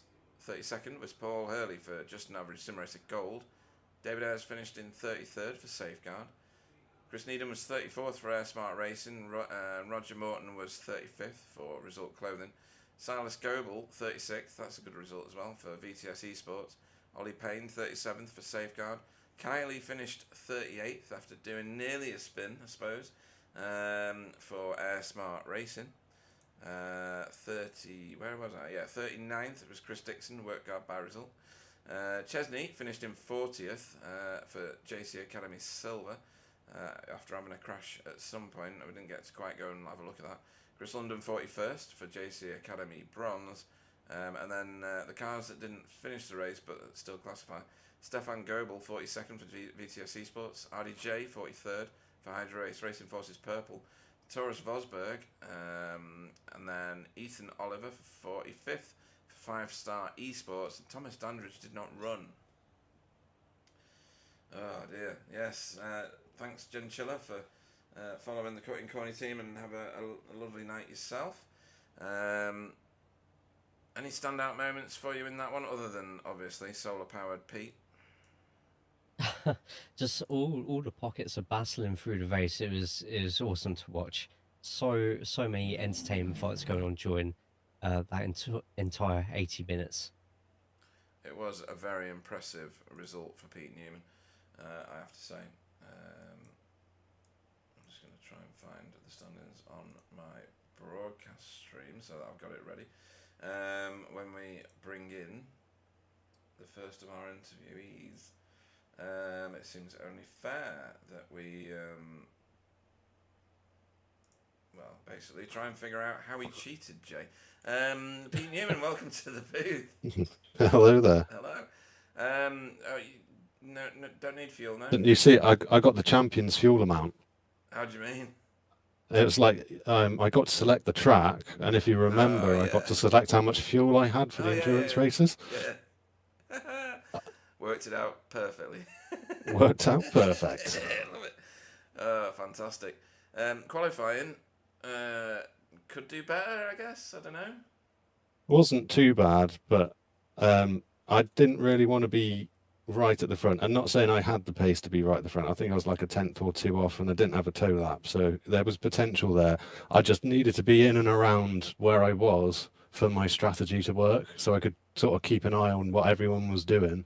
Yeah. Because I went into the race with the one stop in mind. I knew it was possible, but I knew it was an awful lot of fuel to be saving. So We jumped just up that a few times, and we were like, "That's ridiculous." Yeah. That was extreme. Did you have to practice that a lot, or not? Is that just something that you can do? Yeah, I mean, I didn't really practice it so much. I knew that, well, when I had obviously practiced fuel saving in practice, so I knew what was sort of possible. But then, yeah, I guess it's just seeing if you can keep up with the race pace to a degree, because I also knew that I couldn't lose 20 seconds to the guys ahead, because that was going to be the last pit stop time. Yeah. So it's trying to juggle that really. And yeah, I mean, it worked out well. I think Andrea potentially didn't take tyres. Maybe Dave Johansson and Stephen Hurd as well. Just try because and I was their kind time. of expecting Andrea to like maintain his lead, but like halfway through the second stint, even me fuel saving was catching up with him again. So I'm assuming their tyres just went off, which is obviously something new for this season, and something we're all a little bit unsure as to how it was going to play out. But with my strategy, with the pretty much going down to nothing in the fuel tank, I've taking front tyres wasn't going to cost me anything at all. So obviously that's what I did. Yeah, And it paid out. It did. It worked beautifully for you. It worked so perfectly. You won by 3.9 seconds over Sam. I mean, Sam gave everybody a good run. Yeah, it's scary now he's found his form again. So Don't. He's going to be interesting over the next few weeks, but something to really look forward to, and glad he's back, really. Oh yeah, and there's going to be no living with him in the BSTV camp now, because he'll be like wobbly, I reckon. But no, excuse me, still recovering from flu. Very champion-esque performance. And what does the standings look like again? I'm just going to try and drag them onto the screen a second. Pro, there we go. So at before this race, Andrea led by just 8 points. So I think you've done enough to take the top spot now. Stephen Hurd finished in. Oh, I can't even remember. Where did he finish? Because he was third, and he's finished. Oh, a fair way back in terms of point scoring for tonight in 11th. So yeah, I think you've got yourself back onto the top of the standings again in true champion fashion. Well done. Yeah, thank you. And to be fair, that's if I don't, obviously it would be nice to win again, but with the standard of everyone's driving here, I'm definitely not expecting to be able to win again. So just taking a win this season and being at the top of the championship for a week, I'm going to be happy with that anyway. So see if we can carry it on for sure. But not as I say, just with the pace of the really fast guys this season, it's going to be difficult. There's a lot of people that have come in with super speed, but it doesn't always work out for them. So Dan Mills, I think, would have been absolutely giving everybody some grief at the end of the race, but he picked up a penalty in the pits. Don't know what for exactly, but he was held for quite a time. So it's things like that make a difference as well, isn't it? You've got not just got to have the strategy and the speed, you've got to execute it well. Yeah, and obviously, like incident points cost a single championship point, and the championship can easily come down to a single championship point. So trying to keep it clean is really high on the priority list as well. Pretty happy with how the whole race went, really. Yeah. So I'm struggling to get my words out now. No, that's all right. You can be forgiven, given the fact that you won after 80 minutes of that. Anybody you want to shout out to before we let you go and start your practice for? And yeah, again, I don't know where we're going. We're going to Donington, Wobbly's favourite track. Nice. Well, yeah. Unfortunately, I've got to be up at 2:30 tomorrow morning. Well, not unfortunately. I'm off on holiday, so very nice. got an early start. So already way past my bedtime, and no practice until I get back. No, okay. Well, are you back for Donington? Yeah, I will be. I'm only there for a long weekend. Oh, I see. Right. Okay. Well, enjoy your long weekend. We won't delay you any further. And we shall see you probably doing the same thing again at Donington for 2 races, beating everybody like the champion that you are. Pete Newman, everyone. Cheers, guys. Thank you. Cool, right. Shall we get in Sam next? I think we should, don't you? Sure. Sure, let's do that. So, where's the live booth? There it is. Welcome to the booth, Sam Blees. Hello guys, been a while. It has been a while, but great to have you back in the booth. Excuse me. Great to be back. Excellent stuff. And now we're all ill. And now we're all ill, yes. Excellent. Just move over a little, will you? Cheers. Okay, nice.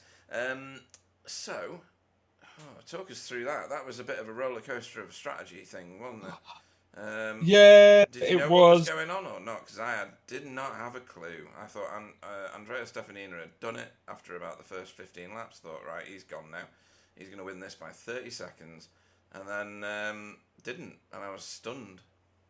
He didn't take tyres. Right. I'm pretty sure. Because the only reason I was faster than him, and I think David Johansson did the same, was coming out after the stop. I suddenly was a second a lap quicker than them. Right. So I think it was just tyres. I think that's all it was. Did I know what was going on? Yeah, I knew Pete had done an extra lap, and I knew that if he did it again, he was going to get to the end without a second stop. I was reasonably convinced he couldn't be going as quickly as he was Right. and saving enough fuel, and I was wrong. However, I was doing everything. I was just doing the best strategy I could in terms of I just needed to drive as fast as I can. And as you saw, when I came out of the pits, I was only 3 seconds behind him. Yeah. But by that point, he had enough fuel to drive fast. He didn't need to save anymore. And I'd slightly cooked my tyres pushing too hard, so we were he was a bit faster than me for the last few. So yeah, it was. I knew it was Pete. But I couldn't do anything about him. And that, that's fine. Fair play to him. He did an incredible race. He had a great pace and somehow managed to get the car there with no fuel at all, it seems. And you did a champion's overtake on Casper on that last lap.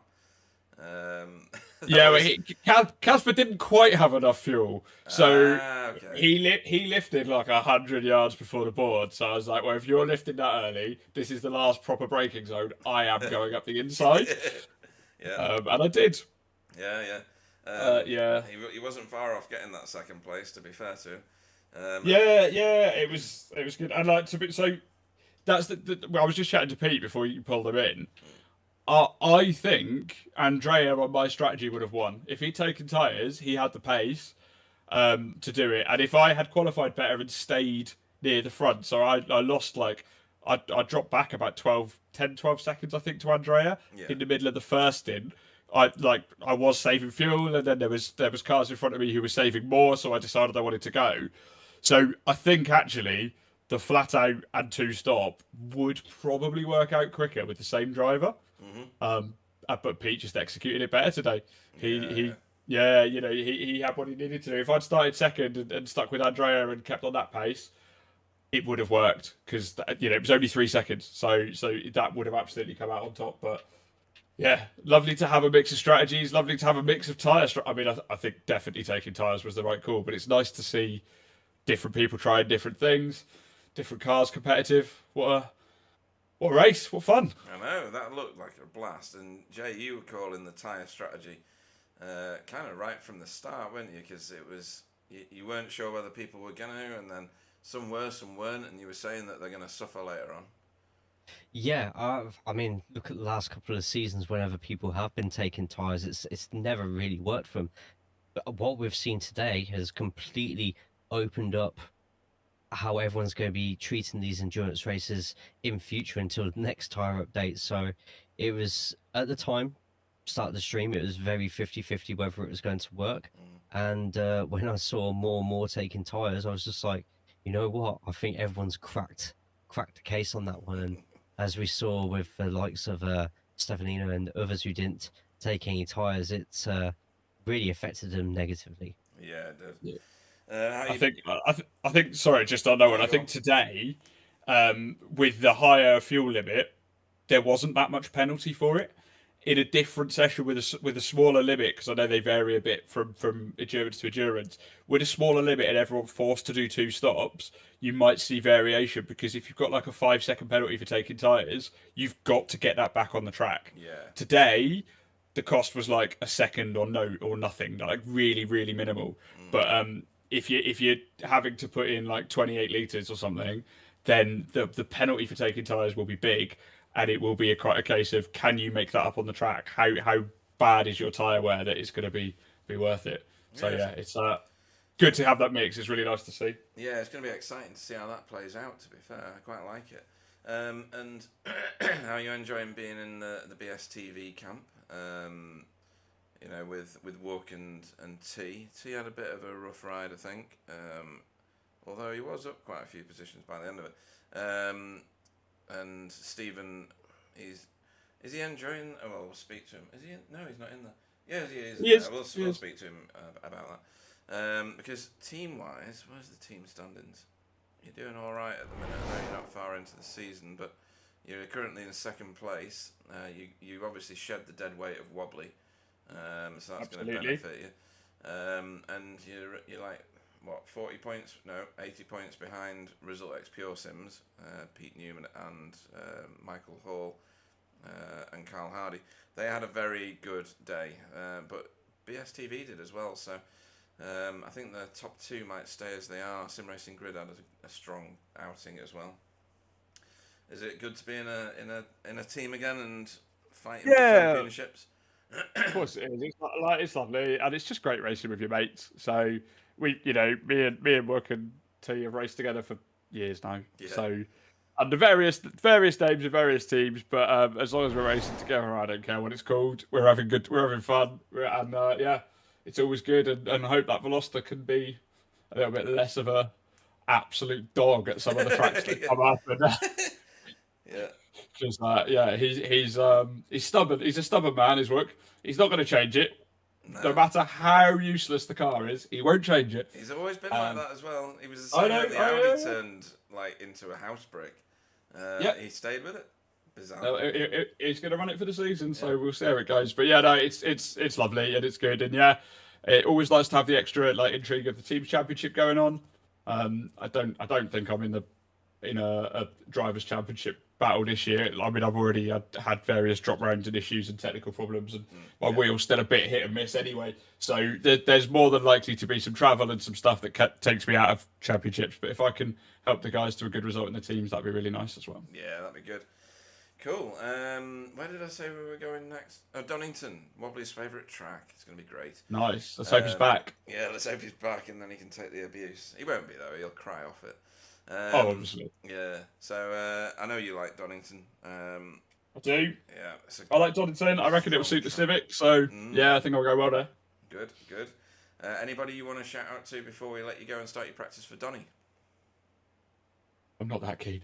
But you guys for hosting and putting the broadcast on for us always. And, you know, how good is it to have big 50-car grids and endurance races and seeing the TCRs well supported in officials now. So everybody's coming out in officials, everybody's coming out in the league. And, yeah, everyone involved in keeping this really, really good fun, friendly, but firm, hard racing as well. So thank you, guys. And I'll see you next week, hopefully. Yeah, awesome stuff. Look forward to seeing you racing at Donington next week. Multiple previous champion, Sam Blees. Cheers, guys. Cool. Pete, Right. before we Yeah, go to the next on. person, apparently my voice is echoing and has some sort of reverb on the stream. Oh, really? I don't know what's going to cause that, because unless my microphone is picking you up from my headset, that's a bit strange. I wonder if just moving my boom away a little is enough to combat that. Well, La la la la la la la la la. You're exactly on point for the volume on my OBS screen. So let's see if that's cleared it a little. It might be that my connection to YouTube, it's been sketchy all night. It's been stop and start the entire time. Maybe that's it. Well, let's see what happens when we go to interview Mr. Stephen.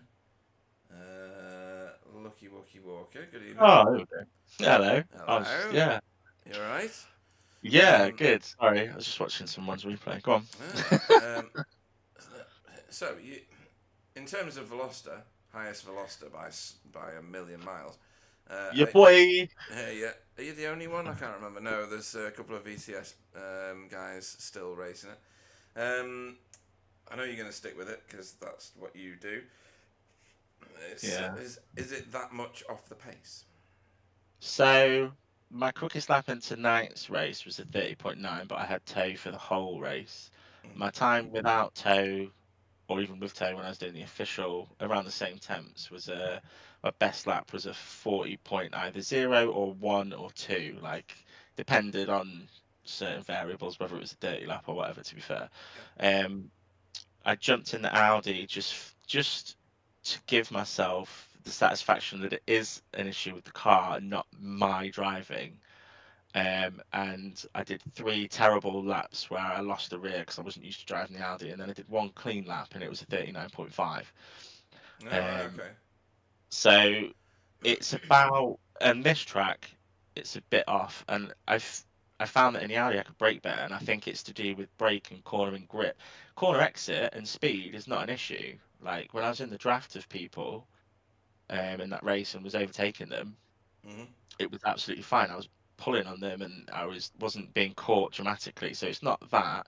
And the corner exit was what was keeping me ahead of people at Sebring and Charlotte. So I think it's to do with the corner entry, and I think I need to play around with the setup. I don't think I can make that much time back.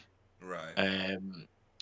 But I do think there is much more. I've barely touched the setup. I literally put on a setup from last season, changed it so it didn't fail tech. And you have to jig it around now with the ride height and the front splitter, and it's pretty cool, but it's a bit more in depth. So I need to have a play around with that. I haven't had time to do that. So I think there's more there. I think my only goal is to get a win with this car this season, even if it's a reverse grid. I would love to get like a straight up like a sprint race win or a sprint or a feature where I start towards the, like I make it back and I reverse. I don't know. It's not going to happen, I don't think, but I would like to try my best. I'm not changing full stop. I'm going to go in the Audi next season. I can tell you that now, unless Right, unless they release Jay's Peugeot 308 GTI. of course. Yeah. Yeah, Oh, Fresh amazing. news that from today. yeah. Nothing hooky about it whatsoever. No, nothing dodgy about that. So yeah, no, like it isn't as quick as the others, but I'm getting better at driving it and figuring it out. Tonight, I got an absolutely brilliant start. Like my starts seem to be at the moment quite strong. Like every race Yeah. I've done now, once I figured it out, I've made at least 1 or 2 positions off the start in every race, whether it's a league race or an official. Oh, that's good. And I think within the first lap, I was at 6 places. Blimey. Yeah, I just had, I knew I can't get a qualifying lap out of it. I think I had tow for one of them. Best case scenario, I had 2 tenths in it, and that wouldn't have moved me up the grid any further anyway. um, so I was like, right, get a good start, try and make some headway in the first few laps, like, and I managed to do that, and I ended up behind Carl and Yura, and the plan was to sit behind and save fuel and do similar to what Pete did. Still don't know how he did that, by the way, but some sort of magic fuel fairy in his rear seat or something. Yeah. But I went 1 lap extra. It would have been nice to go 2 laps, but Yura and Carl had a bit of a battle, and then I went through on Carl, and then Yura got a bad exit, so I kind of went for it because I didn't want to lose too much time to the guys in front, even though I was a couple of tenths slower than them regardless, but I was saving fuel for all of the race apart from when I came out at the end and Wow. raced Jaden for 7th. I only put in 5 litres at the pit stop, Right. which is like, stupid, isn't it? So yeah, it was. I really, really, really enjoyed it as a race. Like it's Good. Good. really like the best thing we did was do these endurance things, and again adding the triple sprint again really good and mix up of over the season. I think it's so good, because you have to think about how you're going to race in each format. And an endurance, like I say, my only chance today was to save as much fuel as possible and make my way forward, and I managed to execute that fairly well. Apart from shock horror, I messed up. I went too far forward in my final pit, We saw so I that. might have, Yeah. Little yeah, I tiny might have reverse. Yeah. yeah, I might have come out ahead of Jaden, or at least we would have come out going side by side into that corner. And I think I had better tyres. So I think if I'd been in front, I didn't need to save at that point. I could have maybe got 7th, which would have been good. But we had a great battle across. I think it was 0.02 of a second across the line. Yeah, it was crazy. Yeah, because I got a much better exit. So yeah, overall I enjoyed it. I didn't have too much action in the race after the first 3 or 4 laps, and it was just kind of get your head down, keeping the mindset, save fuel, save fuel, save tire. I took tires in that first pit as well, Yeah. and Tyres I seem think to be a defining factor in the end. yeah, I think I found during some practice once you get below 70, I think you really start to notice the tires dropping off. Okay. It's not that it's like they fall into another little bracket of a couple more tenths slower. If you listen, you can hear Jay taking notes.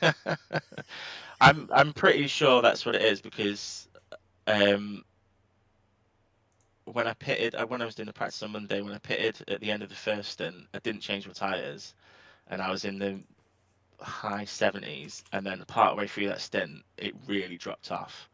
And when I finished that stint, they were in the 50s, and the pace velocity was bad, but it was like really, really bad. I was trying to work hard to stay in the 41s, so I knew that we needed to take tyres, because I think it was an extra maybe half second stationary, if that, Right. with this fuel load. And so, yeah, anyone, like, you had to take, I think now you have to take tyres, even if you lose 3 or 4 seconds in the pits. Taking tyres would mean that you would lose more if you didn't over the course of the rest of the race.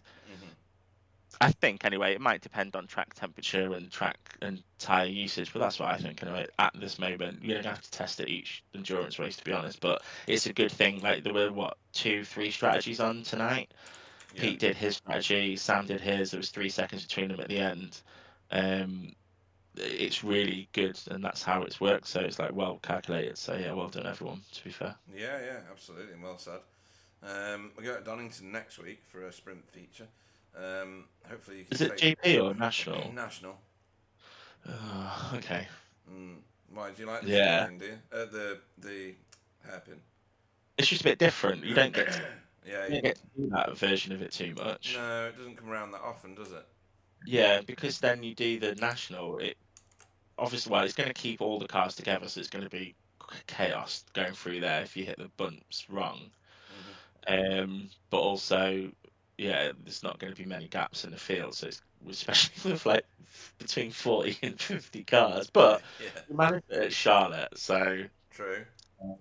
there's no reason why we can't do it again. So it's going to be you're going to good luck. Is it triple sprint? I can't remember. No, sprint feature. Sprint. Ah, it should have been triple sprint. But either way, yeah, it's going to be hectic. But it's going to be fun, particularly that first race as well. It's going to be cracking. Yeah, And it's keep it Whopper's up with favourite that. track, of course, so it's going to be even better. I'm sure we'll find an excuse to miss it. Well, it'd be obviously all together now. A moving house, you know. A moving house. So yes. I'm just reading Jay's note. Is there 2 Discord outputs going to OBS? No, it should just be the one.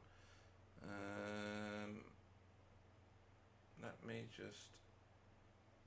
What's that one? I don't know how There I'm we go. third. See if that makes a difference. That could be the difference now. But we'll have to wait until somebody speaks again. So, anybody you want to shout out to before we let you go and continue your contribution to the team effort and getting the team into the top of the team standings? Nice. Yeah, obviously you guys for letting me be in that team, and again putting on the best show in Sim TCR racing, in my humble opinion. Cool. Thank you very much. That's amazing. No problem. Yeah, just again massive turnout, great racing, great strategy, just respect everywhere from what I could see. Yeah, Sam the Bleeze master for making a much better use of his nice car. Pete for doing the ultimate strategy. Massive shout out to him. That's brilliant. Yeah, my brother struggling a bit, but still coming in the top 20 is not a bad effort in my humble opinion. And just yeah, thanks for showing up every week, everyone. And again, just you guys for putting on this league. It's so much fun. No, thank you very much. It's absolutely our pleasure. And we'll look forward to seeing you at Donington. Multiple previous champion, Stephen Lucky Wookie Walker. Gracias, adios. Adios. Right, let's grab the 3rd place, Mr. Is the voice better now or not? It seems better to me, but I'm waiting for opinions from Okay. others. So let us know in the chat if myself and guests' voices don't sound so tinny and robotic. Few technical issues, but hopefully all ironed out now. Yeah, I've done the very scientific turn it off and turn it back on again, believe it or not. Okay. So let's see if that works. It might have just been a dodgy, don't know, something. But let's bring in Mr. Casper Smirnoff. Good evening. Hello. Hello. Well, how exhausting was that, doing a mega fuel saving, a brand new Audi? You got new things to find out about the car, but it looked like you did a fantastic job with it. It was fun to fuel save because how to say it? I was with Pete on voice chat, Pete Newman. Oh right, okay. And I heard that he thinks it's possible to do one stop, and he was going to save like crazy in first stint. Right. I was fuel saving, and I was like 0.1 over the target to save enough for one stop. Yeah. but race got shorter by 1 lap. Oh, okay. And in second stint, Pete heard, I have enough fuel from me. And he was like, oh god, I saved too much. Okay, see ya, guys. he, he he overtook me Uh-huh. and was gone, and I was like, okay. My calculator shows me like I'm gonna have point 0.1 at the start finish line at the end. Point one. Is it still the same where you get to point two and it starts to cough, and then at point one it's like death? It started. It started to cough at point 4 Point for four. me. Oh, that's class. Wow. I know. Yeah. How did you get it? Disgusting. Yeah. last 500 meters, car was cutting, God, and what? I drove to finish line with 0.14 fuel. Right. Okay. Because when Stephen, no, when Sam went past you, he said to us that you started slowing like 100 meters before the normal slowing mark. And he said I had no choice but to overtake him, even if I didn't want to. So that was quite funny. He Oh, he dear. dove like from 1 second behind. Yeah. I was so scared. Yeah, overtaken from a week back. Yeah, totally. That's just mental, that like. Where are you in the standings at the minute? Nowhere, because I was not Nowhere. racing last round, and the first round I was crushed in Oh, that's first right. race. Well, you get 2 drop weeks, so you've had them.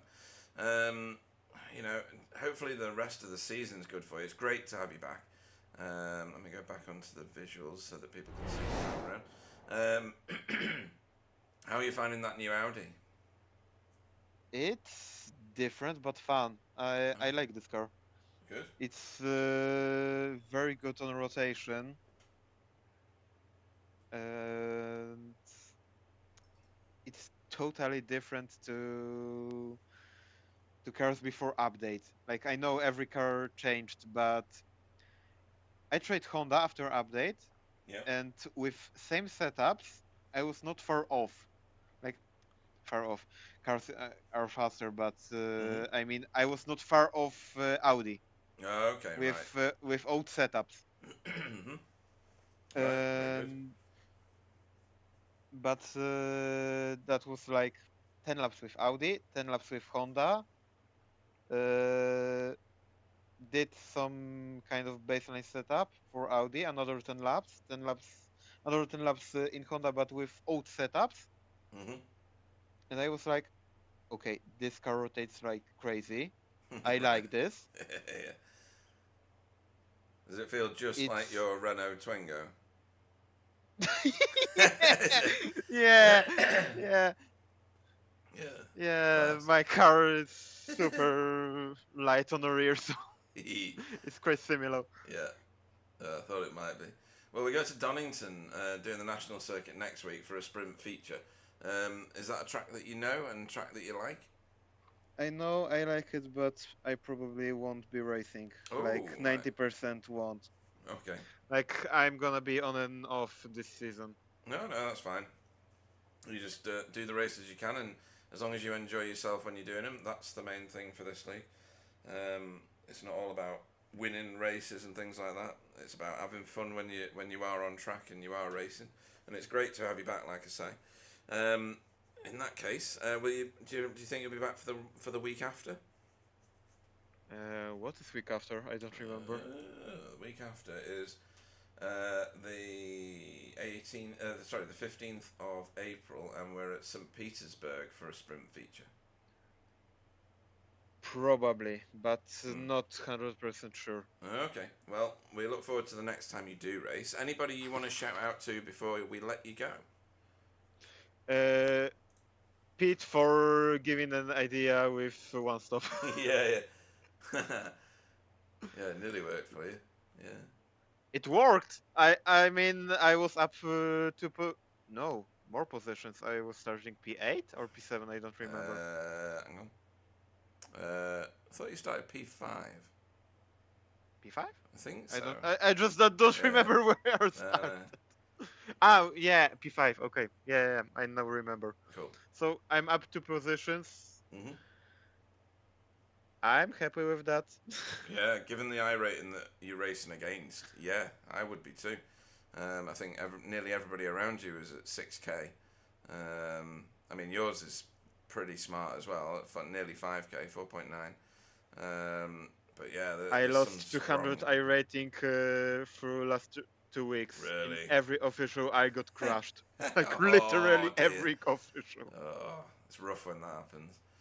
And I'm not even in your races. I'd never even get in your split. But no, it's great to have you back racing with us. Race when you can and have fun when you do it. Great to have you back again. Kasper Smirnoff, everybody. Bye, guys. Cool. He's a nice guy, isn't he? Absolutely. Who should we get in next? Who do you want? We can't do I probably left-hand won't be able decision. to. I probably won't be able to talk much until the final words. But let's have a quick look through. I'm just fixing a couple of things on Oh, right, my that's end fine, as yeah, well, that's so cool. everything's breaking. We could get Oh, a. okay. Should we have Euro? Because he won the... No, he didn't win the Pro-Ams. It was... Oh, but we haven't got Carl. Let's do Euro. Yeah, do you want to do Euro? I don't know. Yeah, you know, you can do it, Euro, yeah. Yeah. Good evening to Euro Larkin. Do you have a copy, sir? I have a Fanta. Excellent. Fanta's good. Very exciting racing. You qualified extremely well. Have you got that Audi kind of worked out now? Yeah, I'm finally getting grips with it. Mm-hmm. So I'm really I saw that lots of people were changing, but I decided just to stick with it. I want to learn it, and yeah, it started to work now for me, I feel. Mm-hmm. Okay. No, that's very good. In the end, after all of that, Carl Hardy beat you. Did he beat you? I can't remember. Did you win? No. You won, didn't you? I won. Yeah, you Yes. won. I'll make that very clear right now. Yeah, you took the top spot in Pro-Am, 9th on track, I think. Yep. Yeah. Another good points haul. That means that you probably maintain your lead at the top of Pro-Ams, but it's going to be tight unless you can, somehow get many other cars between you and Carl Hardy. And I think it was Tom Woodcock came in third, but some places back. So I think that you and Carl have pulled away a bit in terms of the standings, depending on incident points as well.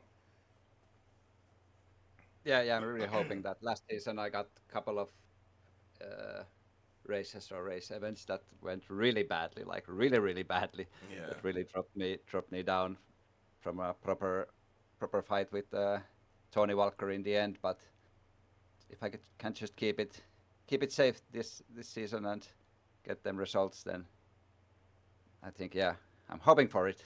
Yeah, definitely. I think it's well within your grasp to achieve a Pro-Am win, and then of course you'll be promoted into pros, and then you'll have to win the championship. It's as simple as that. That's all I can say. How did your strategy go? Did you do the 2-stop and the tyres? Yeah. I did 2-stop. The strategy went perfectly. I was in a really good, nice group with Carl and Stephen Walker, so I could save fuel behind Stephen the first stint and get that one extra lap compared to Carl. Mm-hmm. Then I got the tires also there, and they came up to 10 pretty quickly. I think maybe only a lap or lap and a half. You can drive them pretty much normally. And then I don't know what happened to. Oh yeah, on the second stint, I noticed that we were catching up the top 8 guys, and I was thinking that maybe they're saving fuel to only one stop. So I thought that I would not lose time behind them, so I will pit early for the extra 7 liters or whatever you needed, and hopefully get some clean air. Then I got behind Woodhouse there, or Woodcock. Which one is it? Yeah.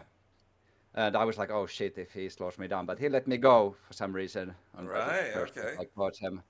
So I then had free air for the whole stint, and then I got a 5-second gap to Carl when Carl pitted, and it was only a second or less than a second before the pit. So that everything just went perfectly. No incidents. Very good. just really happy with that race. I really like these endurance races. There's a different kind of there's strategy, more strategy and stuff, and I really enjoy these. Yeah, I mean, Really good. we've got excuse me, we've got another one at just a minute. No, or is this the only one? I can't remember. No, we've there's got another one. Nürburgring 24. Yes. That's going to be an interesting one, and Yes. no mistake. Before that, though, we've got Donington next week. Yes, I love Donington. Yeah. Best track TCRs. Yeah, perfect for TCRs, and St. Pete in a fortnight's time as well. So, a very different style of track. Should bring Yep. a good amount of drama to the screens. Yes, I'm a little bit afraid of that one. I did some test drive there. Holy shit, 50 cars. Oh, sorry, I'm swearing. Nah, don't worry about Holy that. moly, 50 cars on that track. That will be, I don't know. We'll see. It will be fun at least, I hope. It's going to be insane, and it's going to be brilliant to watch. So it's going to be good. Anybody you want to shout out to before we let you go and celebrate your class victory and start your practice for Donington next week? Yeah, just shout out to teammates. I think Demis ran out of fuel on the last hit, under-fueled.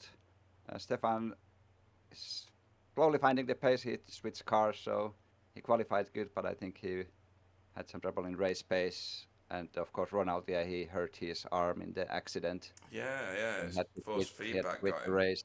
Yeah, Yeah. so hopefully it's not too bad and he's back to driving next week. But yeah, all of those guys and you guys. After this, I'm gonna watch the replay of the broadcast. I always like to watch it. It's a good watch. I'm glad you watch it. That's really good. That's what it's there for. Yeah. So yeah, good And all the stuff. other racers, it's such a good league. I really love racing here. It's so good. So cheers to everyone. No, thank you. You're the second person to say that tonight. So whatever we're doing, Jay, it's working, mate. It's all good. Yeah, so far definitely. so good. The bribes are working. I mean, know, yeah. the feedback form is working. Bribes, we ain't got any money. What? Eh? Oh, I don't know, but according to some, it seems. But Well, I'll yeah. talk to you about that afterwards. All but right, it's then. funny, really funny story. Yeah, the check bounced again. So Oh, if you hey. thinking about that. No. We only make rubber checks around here. Right. In that case, we'll look forward to seeing you this time next week. You're a Larkinen. Yes, thanks all. Bye bye. Cool. Right. Next, I will now grab one left-handed scissor girl and drag her into the booth. Left-handed scissor girl. Me. You. So I was going. Oh, someone's going in. Someone's going in. Yeah. Oh, dear me. Well, you qualified pretty well. Did you qualify second in your class? But then Chris London ended up in a real bad situation early on. I think it was third in class. To be fair, Well, yeah, third. I Right. think Okay. was it Josh Taylor? I think he was in front. Right. Yes. Ah, that's right. Yeah. And then stuff happened, and you find yourself at the end of the race, a massive amount of positions ahead of the next available AM class car. Talk us through how you've managed to cheat your way to that one. Can you drag him in? Who? Not Hurley, slow Hurley. Oh no, Kev. Oh, you want to drag Kevin? Yeah. All right. Done. Okay. This is how I do it. I Okay. basically sit in Kev's. Oh, he's gone. Oh no! What? Oh, I dragged him in. Oh, you There dragged you him go. in. I Dragged think him- I just yeah, I went dragged back. him in. Okay, Yes. right. Okay. So that's It's just getting pulled apart by two I know, people. yeah. Just like, no, here, What's going on? here, What's going here. on? Well, if we're going to go for two, we might as well go for three. I mean, let's just bring Paul in as Oh well. no, he's the other team now. He's the other team. Right, start throwing stuff at each other. Stabbed in the back, mate. Oh dear. Now what you do, you just sit in Kev's draft for the whole race. It's great. Well, that's what you did, though, isn't it? You cheated by using the fuel of another car. Jesus Well, you Christ, say mate. that though, but who had more fuel left, Kev, me or you? I think I did, didn't Well, there you go. Then it's not cheating. I? We're on a tight budget, so we kind of have to share the fuel out a little bit anyway. So. Okay. You didn't share any with Paul, though, did you? Different team, mate. That's why. Get him gone. Get him gone. You're a second-class citizen now, Paul, are you? No, mate, I'm far above their level. Ask them what happened last night. Come on then, let's have what happened last night. Come on. He used his grip axe and won. Oh yeah, whatever. Congrats, And then, that's but he awesome. did win, and then he couldn't He did. back it up for any other races. Okay. Yeah. So I mean, the qualifying was close for it. Then if you looked at the times, everyone put in, and yeah, off the start, I just got caught up behind, undercut, and then I don't know what happened at the end. I managed to lose all the places I've gained on the last stop. So, but I enjoyed it. I had some really good battles with Roger and Dennis. It was a good race. Right. Okay. Yeah. Cool. And I think yeah, we need to sort out your paint for next week. I think I screwed something up tonight. My paint. Yeah. yours didn't work. Oh, you didn't have the glorious gold with the fluorescent pink wheels. No, pink wheels, Oh. yes, but the rest of it, no. That's disappointing, Pete. I know, I've screwed something up there. Everyone's going to be upset about that. Yeah, I don't think so. But, you know, where did you finish? Behind Fraser, yeah? Is that right? Yeah, well, the campaign started, hasn't it, to boost him up, but Oh, right, I see. So he's got some still fighting this corner. Yeah. Well, I'm going to say my fault I've taken to do an update better than others. So to all my haters, get good, scrub. Deary me. And you've been drafting me all 3 races. Yeah. You just got to get a good team behind you, and they make you shine. That's why Insignia failed, because I was stuck with Paul, wasn't I? Well, my car's shining now. When it puts, my car's shining now if Pete puts the right livery on it. Shots fired. Shots fired. Yeah, It's like rewatching Lewis, like Hamilton versus Rosberg, you know, like, or just seeing that Red Bull and RB just like slowly taking bites out of each other. I'm hoping it's going to be like a massive pilot before the end of the season. Because content's content, right? If Paul's involved, there's probably going to be a pilot. It might be a few other. Might be a few others we saw that are more likely to cause a pile up. Tonight, naming no names. And it's not Paul's Ronald de Jong. It's not Paul's fault. I'm not taking the blame for de Jong. Come on. Not Paul's fault that he's special. Is that what you said? No, it's just there's an ongoing joke that whenever Paul's in an accident, it's never his fault. Oh no. It's not a joke, Pete. It's true. And yet I'm still laughing. Anyway, Donington for everybody next week. Kev, how'd you go at Donington? One of my favourites. It's one of your favourites. Also, and his home track. And your home track. Wow, okay. Tracks. You did the same what we've done. It's one of my favourite. Cool. No, that's good. I did have you in the right paint.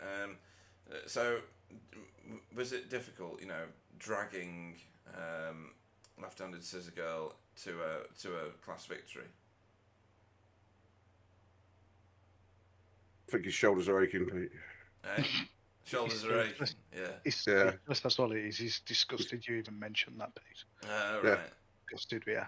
Yeah. Carrying Fraser Sure, that's for 80 minutes must be quite hard work. He's going to make him fitter. Carrying him? Blimey. Yeah. Must be Jeff Case. Just saying. So, yeah. Kev, your mic's not working, mate. Sorry, I'm a Discord crash. Oh, you Discord crashed. Okay. He was so shocked by the question that he shut his Discord down. It was. Sorry. I don't know what you call of it, but yeah, as I said, Donny's my local track, so obviously I think we should have quite a good turn of events. It's been kind in the past, especially when these Hondas can still take the corners the curbs quite well. So lots of leaping over that last chicane. Yeah, I mean it is a bit more forgiving, the Elantra, than some of the other cars on the curbs. So hopefully that can absorb a sprint and a feature race around there. You did pretty good today, and I was saying that it's a lot of effort to drag Left-Handed Scissor Girl to a class victory. He needs all the help he can get, bless him. His blue disc that he puts in the window is only going to go so far, isn't it? Insulting the disabled now. Wow. Wow. I was just thinking, is he on about like the pro number boards? Or just... No, that's what he meant. So he can park anywhere, that's what that is. Normally on the Apex. Am I not I allowed think to he's say trying to this? call me. I And think we he's trying to thought- call me life challenged. Is the best way to say We it. thought Wobbly was going to be the one to get the broadcast taken down and banned off YouTube. Oh man. Oh, dear. You need one He of had a those. good. He had a good go, Joe. Yeah. Have we got a new nickname for next week? Then is it left-handed special girl? Oh, that might happen. Pete, Might Pete, happen. Pete discrimination Bingham. Pete, Yeah. no, get out of your head. No. What you need is one of Wrap those. it up. Wrap it up. Just. You need one Let of Jay those- take over now, Pete. Come Only on. one way of You definitely need one of those stickers that says, "Please don't park within 2 meters of the back of this vehicle." I'm so put on the back of the car for next week. Do it. Oh, that'd be so funny. A little Chelsea bit, wouldn't see it being that far down the grid, though, would he? honestly, a little bit of wheel come out if you do that. That'd be great. Oh, dear. Right, so in order, any thanks you want to give Left-Handed Scissor Girl for your class victory?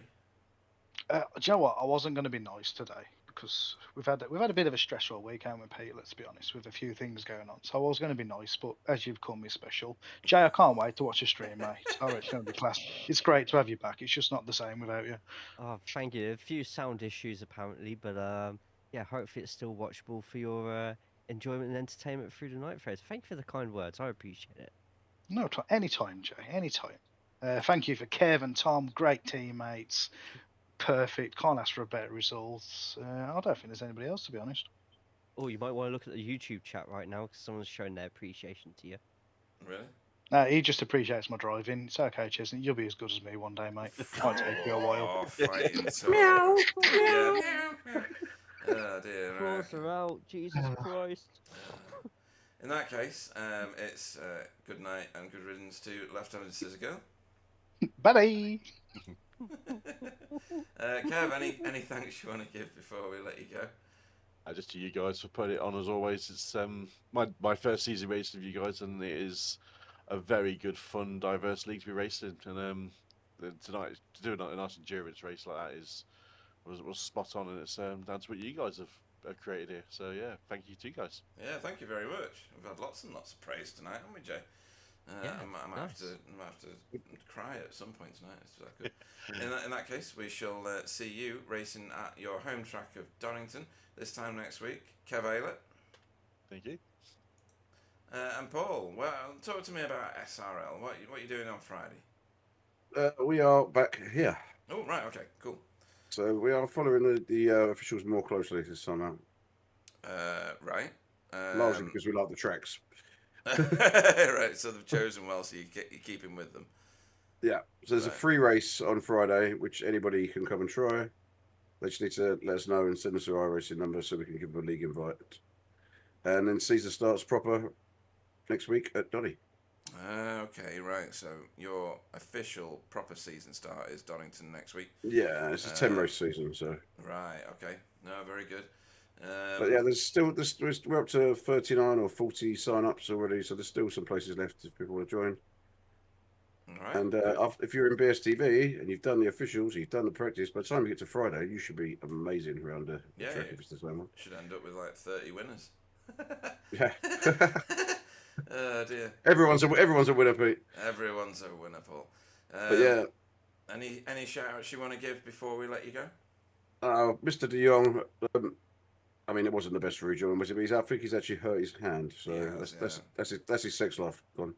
Ooh. And yeah, no, he felt all these. Jesus, he felt pretty bad about it. So yeah, but yeah, I had some great battles with Demis, with Mr. Moulton, and yeah, I had a good time. Got the strategy slightly wrong, yeah, but you know, is what it is. So I enjoyed the race, and yeah, thank you to you guys and everybody else who turned up. Awesome stuff. We shall see you racing at Donington next week. Oh, go on. Just like to add, a respectful league. Yeah. Trying to keep it as respectful as possible for as long as we can. There is some context to that. Okay. Right. Another conversation for us afterwards. Excellent. Okay. We'll carry that forward, shall we? But linked to what I said before as well. Oh, right. Well, we'll have a debrief shortly. Yeah. Okay, cool. Can't wait. In that case, see you next week. Paul Hurley. Yeah, thanks for this. Take care. Goodbye.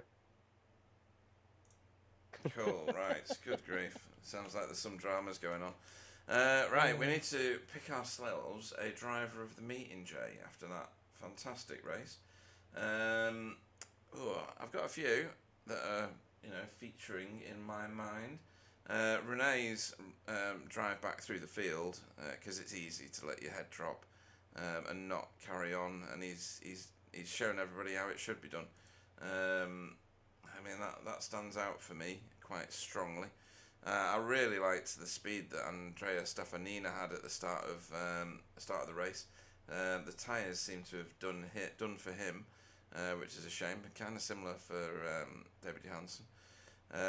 Casper's done really well, come back to after a couple of races of some incidents, and got himself a podium. I mean, that's pretty impressive. You can't fault Pete Newman's solar-powered race to the finish, and it takes some discipline to do that. So I don't know. I'm inclined to go for either Pete or Renee. But I mean, Pete's getting rewarded by points, right? So, and the plaudits of everybody going, "Ooh, how did he do that?" So I'm gonna place my vote tonight with Renee. I think his overall performance and making his way back through the field after, he could have easily quit, shows great fighting spirit and great sportsmanship. So I'm going to reward that tonight. Fantastic. Well, I'm actually going to go with the other person that you mentioned just there, Pete Newman. We laughed, we joked about how a one stop was impossible here, but then Pete Newman came along and had our pants down over it. Casper as well, also getting the job done, and with a little bit of trouble towards the end as his car started coughing up oil and blood all over the floor. But Pete Newman to get a win over who we thought was a very dominant at the start, Andrea. It's it's absolutely fantastic stuff, and mine's go to Pete Newman. And a well-spent vote that is, because it's not easy to do stuff like that. Going against the grain of everybody else, and it must be, you must have that level of concern. It must be easy to just say, "Oh no, I need to get racing now," and he's not done that. He's held his discipline. So again, very very good vote. Right, folks, that brings this endurance race to a close here at Interlagos. And like I've said a few times, we are at Donington next week for a sprint feature in this series, and at the weekend they are racing at forgotten again because I'm dumb. Hang on. V8s will show at Road Atlanta, my favourite track on the service, where Sam and Tyler will be in the booth for your entertainment. Saturday at 7 o'clock the broadcast starts. There's still room in that league if you want to join it and race V8s. And why not? Because it's a very rewarding car once you get it to work. For tonight, we shall bask in the shadow of Pete Newman's fuel saving and carry that forward to next week. Thanks, everybody. Stay safe, and I'll hand you over to Jay for his goodbyes. Night, folks. Thank you very much, Pete. And as mentioned already by everybody, just absolutely fantastic league to be a part of. This is probably my first full appearance this season here. I will no longer be partially available, and hopefully all the Discord and problems are all sorted now, so we can carry on just as it used to be in the good old days, right? But we swap the salsa of Brazil for the Hard Rock Festival relic ridden site of Donington at Donington National next week, from a massive Grand Prix circuit to a vintage Grand Prix circuit. A bit the national layout. It's going to be nice, tight, and full of action. We'll see you all there for next week. Take care of yourselves, but most importantly, take care of each other. Leave a thumbs up and subscribe to the YouTube channel. Good night, all.